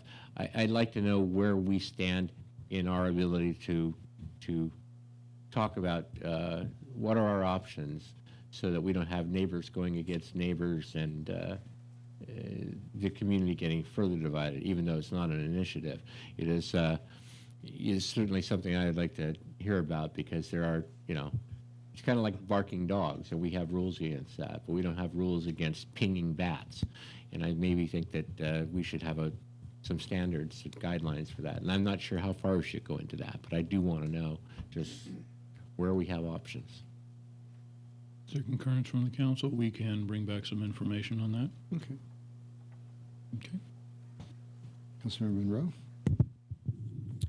Oh, it's fairly light. I went to the Tri-Valley Transportation Council meeting looking at upcoming projects that would improve the trails, improve, I'm actually, a whole list of items that are being looked at for future development and will come our way at some time in the future. Went to the EBCE meeting. Nothing really much there. Again, I continue to enjoy meeting folk at the library, at the farmers market. Hopefully we'll be out more, and really love hearing concerns. I like hearing ideas. I like just seeing people out, and this is a great town. I do have matters initiated. I wanted to follow up on last night's comments by Stephen Dunbar and Evan Branning about thinking about other ways to address getting around. This issue of multiple modes of transportation downtown. I really was touched by Mr. Dunbar's story about his mother and the fact that, cars and parking aren't actually going to solve her problem. And what are we doing for people that, in that circumstance? So the question is, how do we get where we're going downtown?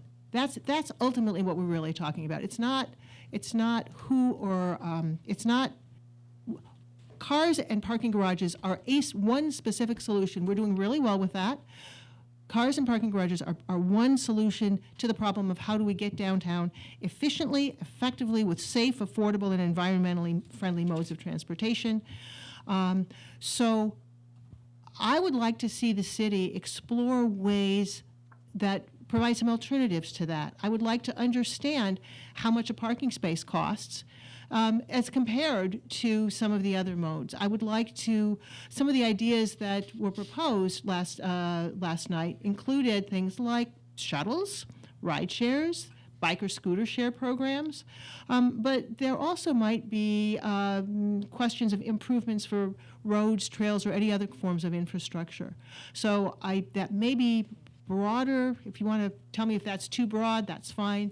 But I think we should be looking at whether our use of transportation, what is the best and most efficient use of transportation dollars is going forward.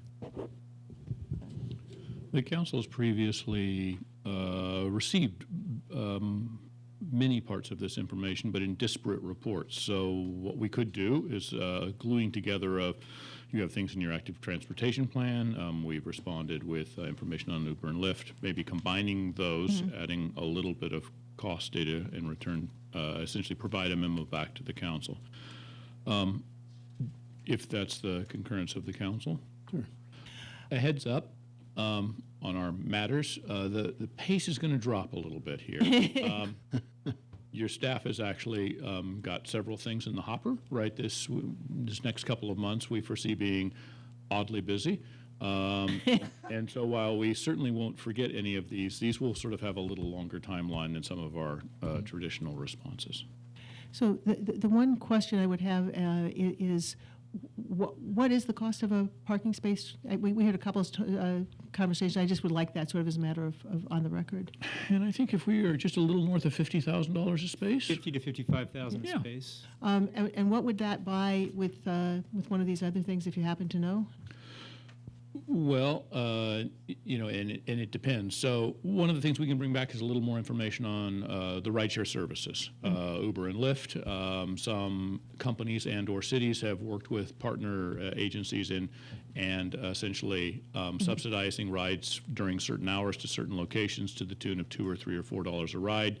You can sort of do the math. That's a lot of rides during peak hours in particular. We can also bring back some comparative information on, you know, sometimes it's as easy as restriping, which is relatively low cost. Some of the things cost more construction dollars, and that's more of a push. But we can give you a little bit of a range. Thank you very much. Because one of the differences also is that the $50,000 is a one-time expense. The operations of, say, running a shuttle where you're driving it every day, and the annual expense for that. Yeah. So it's kind of a different. We do a bit of a life cycle there. So you have to build it and you have to take care of it in perpetuity when you own something. And the flip side is either a service or a shuttle or something like that has ongoing costs as well. There's also a flexibility issue, but that would be when they bring it back. This is for discussion. Right. I did say that. Okay. Okay. Councilmember Warner. Yeah, I would say that they attended the dedication of the new Emergency Operations Center in the council chambers. It was quite moving, and I'm actually interested in moving over there, but we just can't seem to get out of here. Right? So that was really something to be able to honor John Shirley.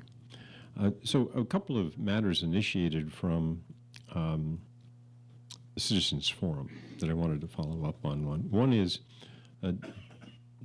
Mr. Kent enumerated a number of points where he thought the current initiative could be legally challenged. I would like staff to come back with a memo for our consideration, because I do know that our decision of what we're going to do is coming up. So, and I don't know what the form of it is, a confidential memo, a closed session, I don't know what, but I would like to know, since those points were raised, I think it's incumbent upon us to make sure we understand what our options are here. So, I get other heads on that? Okay. Then the other request was Don Stasa came and mentioned that the public park that we're putting associated with the housing element could be called Veterans Park. And we used to have a Veterans Park, and that got subsumed into Sycamore Grove. So I think it's appropriate to further honor what we're trying to do downtown by naming that public park Veterans Park. And I don't know what action we have to do that, or how can we, but I would like to pursue that as something. If that's the pleasure of the council, probably one of the most logical times to have that returned to you is in conjunction with your development agreement for the uses that surround that green space. And basically, we would include that as an item that essentially, as part of that development agreement, the open space park area would both be defined and then named. So that would mainly tie back to your housing DA that you authorized us to begin to negotiate. We can certainly negotiate that, and that would come back to you this fall. Is that the pleasure of the council that you'd like us to include? Very good, we can do that. Okay, now, the other question is, we've got the election code, section 18600, and that speaks to truth in, or making sure you don't make false statements in gathering signatures. And I'm just wondering if we could get some kind of answer as to what kind of legal action can we take? Some kind of, I don't know, injunction or something. How do we think about getting that egregious behavior dealt with? I mean, so if you just have what are our options on it? But it's clearly illegal, it's clearly happening, and it's just going to continue. So how do we think about it? I mean, can we get a court injunction or something? What does it take? So that's that. We can come back with a memo providing some information. Okay, thank you. So now I want to go to another thought process here. And we have let the voters decide kind of thinking, and I totally agree with it. But let me just preface what I'm about to suggest in terms of initiatives by the council with a little financial analysis. So we already went through the housing impact of the Central Park plan was probably going to, $5-7 million impact to the general fund. The other thing is, I'm just astounded. Here are people without any expertise demanding that a street that is just being finished be moved. And also their plan would probably require adjustments to Railroad Avenue, as Councilmember Spadowski has pointed out in the past. So that's probably a $1-2 million range kind of number. I mean, this is just rough numbers. And then it was pointed out, their plan also calls for a garage next to the bankhead, and that probably is in the $14 to $15 million range. So we're talking a financial impact here, just off the top of my head, $20-23 million. And where's that, as requested earlier, where's that going to come from? I think it's arrogant and irresponsible to make these kind of suggestions without a financial analysis. But we will deal with that when the time comes. But with that as a preface, I would suggest, and I will volunteer to help write and draft, but I would suggest it's time for the council to think about what are appropriate initiatives. And I understand that zoning by initiative is really not the good thing to do, but we're in a dangerous spot here. So I would say, I would suggest that we consider one initiative that would basically, and I don't know how to phrase it and everything else, but basically prevent the wasting of citizen taxpayer money for an unneeded garage next to the bankhead. Now, I know I can't get that kind of language in an initiative, but that's the thought. Then the second initiative that I think we ought to put on the ballot for the voters to decide is, as I mentioned earlier, it's incredibly disrespectful for the First Street merchants to be plopping housing down in the middle of a convenient parking lot. So I would suggest a second initiative that we could consider drafting would be one that kept the land south of the new street for parking. Now, we could also have in there the ancillary uses for the patios that exist and maybe some other businesses that come in, But I would suggest that those two initiatives, very direct, very clear, not a lot of fog involved as to whether people want to do that or not, and we'll get the answers, and we'll get the voters to decide. So I would like to suggest that we consider it. I think we've got a fair amount of time. I'm cognizant of what the city manager said in terms of the burden on the staff, but I'm volunteering to help draft it.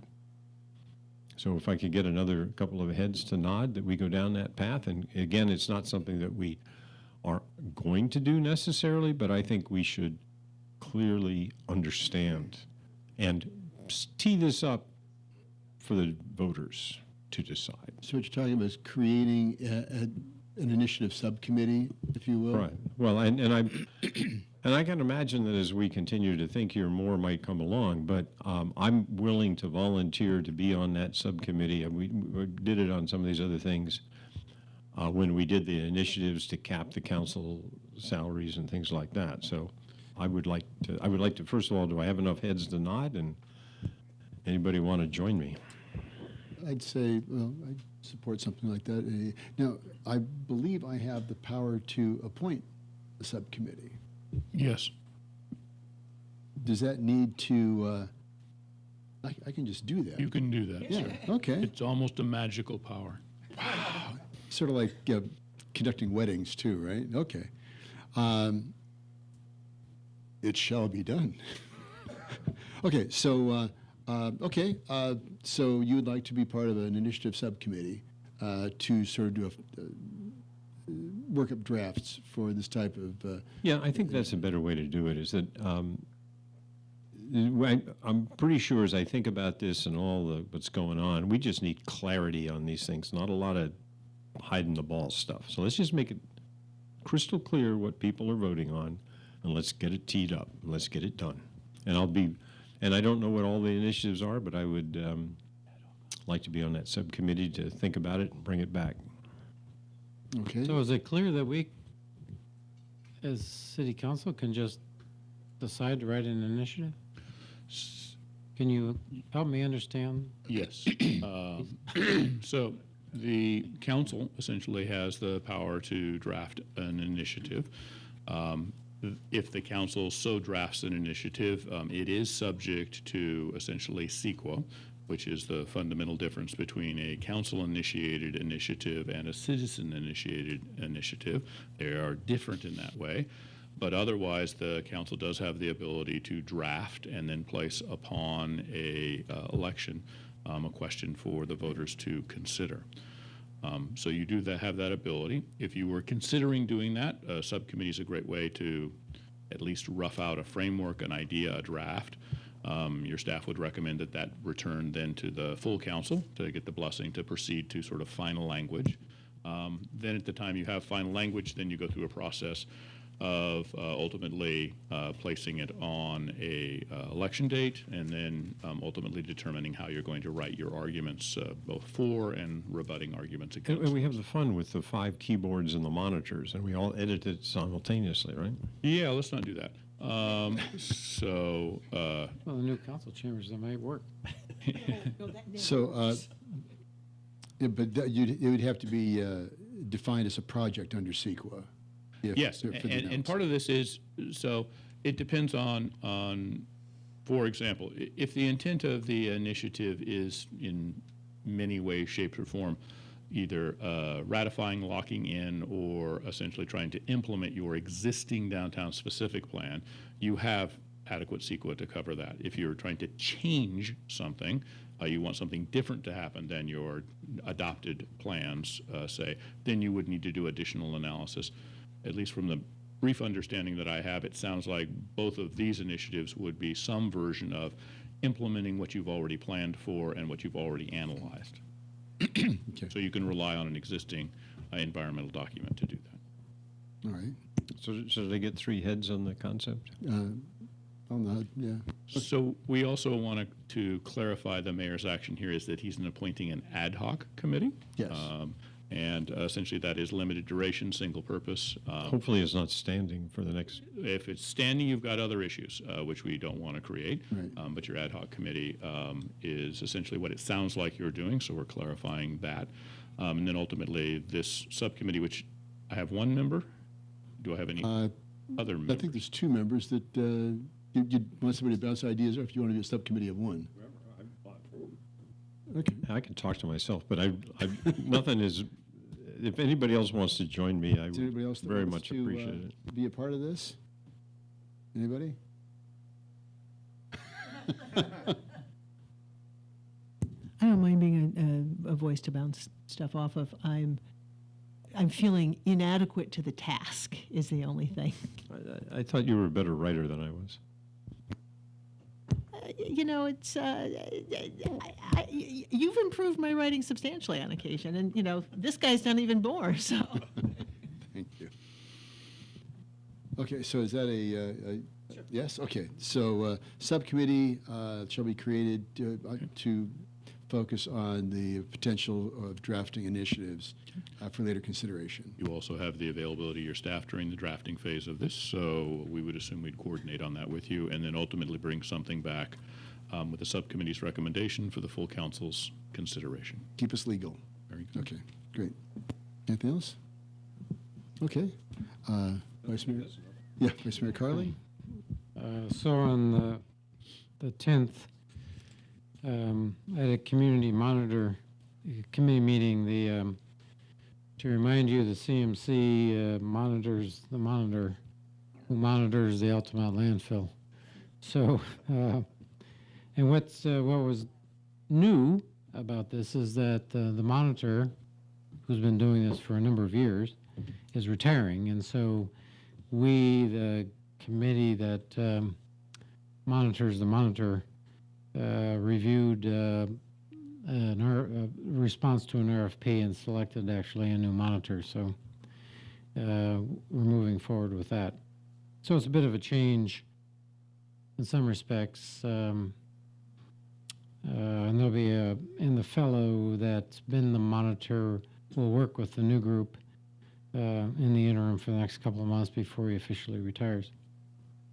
On the 11th, I had a stop waste meeting. As mentioned, on the 13th, we had the EOC and new council chamber ribbon cutting, which, to the point that made by others, it was nice to see John Shirley get the recognition. I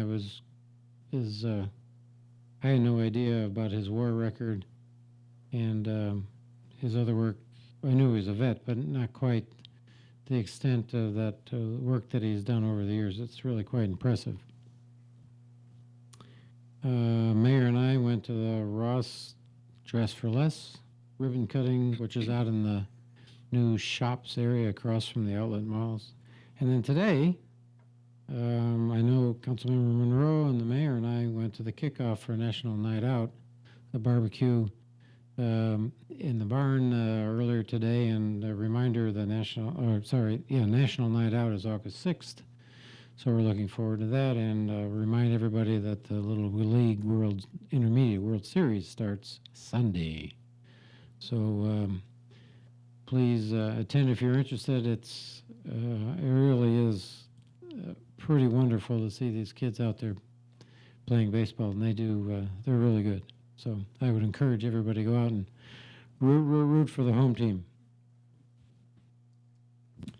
That's right, Max Bear Park. Okay, again, the council chambers was fantastic. I was at the Alameda County Mayor's Conference last Wednesday.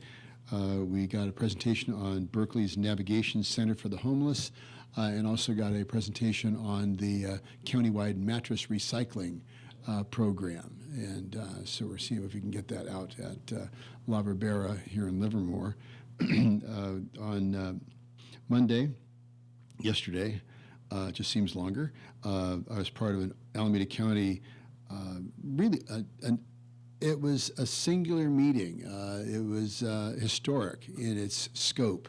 It was a meeting on homelessness, and it was all 14 mayors of Alameda County and the county together, and city managers and staff trying to get a handle around the growing crisis of homelessness. And there was a commitment 10 years ago to end homelessness, the national program to end homelessness 10 years ago.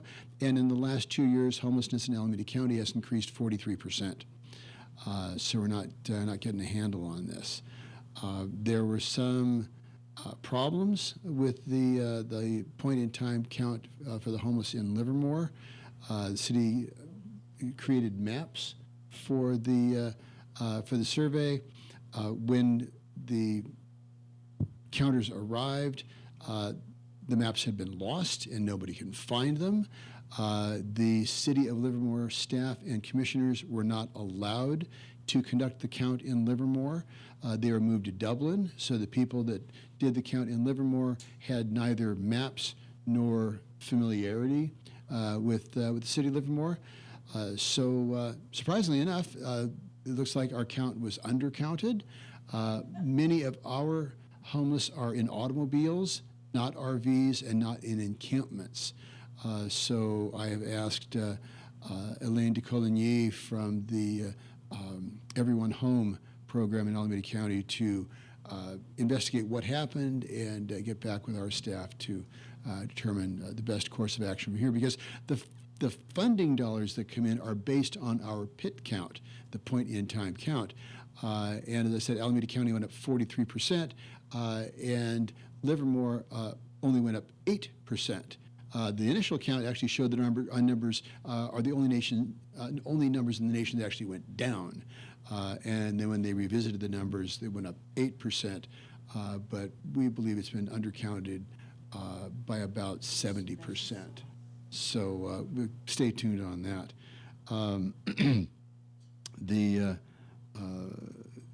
Hearing some of the comments about initiatives, the current initiative is dangerous on a number of counts. And one of the things I found remarkable is that I was talking to a couple signature gatherers and asked them, why they supported 150 units in the downtown. And several of them said that they didn't. And I said, well, the initiative says 150 units. He says, well, I said, have you read it? And he says, well, no, I haven't. And so I said, well, it's right on the front page. It says right on the front page increases the housing to 150 units per acre. And they were shocked. The several signature gatherers that I pointed it out to had no idea that that's actually what it said. So my feeling is that a lot of the people that signed this were not aware of that change in density. And one of the things that I find very concerning is that the state, particularly Senator Wiener and Assemblymember Chu, are looking to increase densities in communities. And one of my concerns is that they're looking to increase to the maximum density allowed. And if we have maximum densities allowed of 150 units to the acre, what will ultimately that do to our community?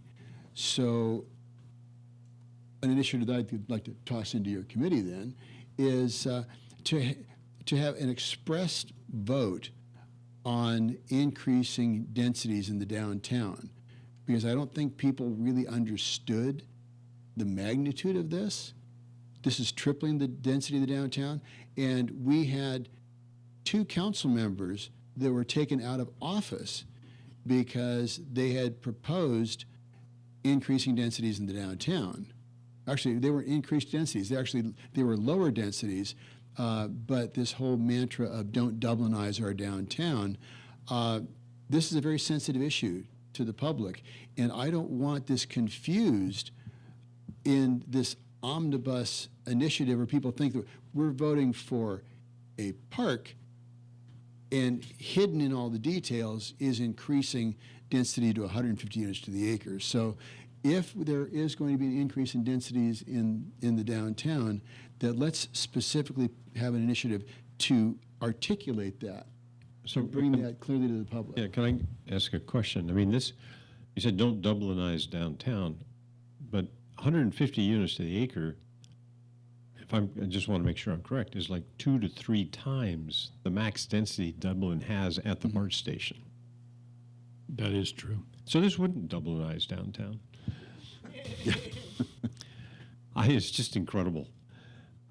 So I think you've got a point there, and if I understand what you said, where this is dangerous is that if we have that kind of density downtown, and we have, as we said earlier, this zoning battle, and nothing happens, which is what some have said they want to have happen, then we've got vacant land bought with affordable housing with a max density of 150 units to the house, to the acre.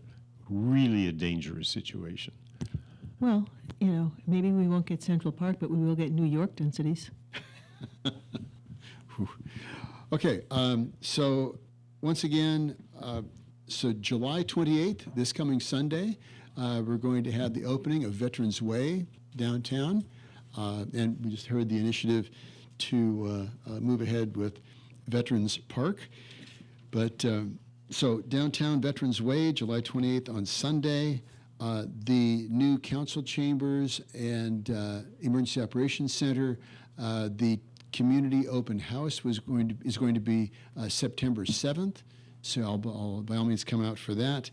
And baseball, Max Bear Park, come out here, and it's just a lot of fun. You got Bill Boom Rob on the grill, and it's just a huge family party. So come on out. So with that, we're going to adjourn to a regular city council meeting on July 29th. Next Monday, we'll see you right back here. Remember, here, not at the other one. So July 29th, 7 p.m. Thank you.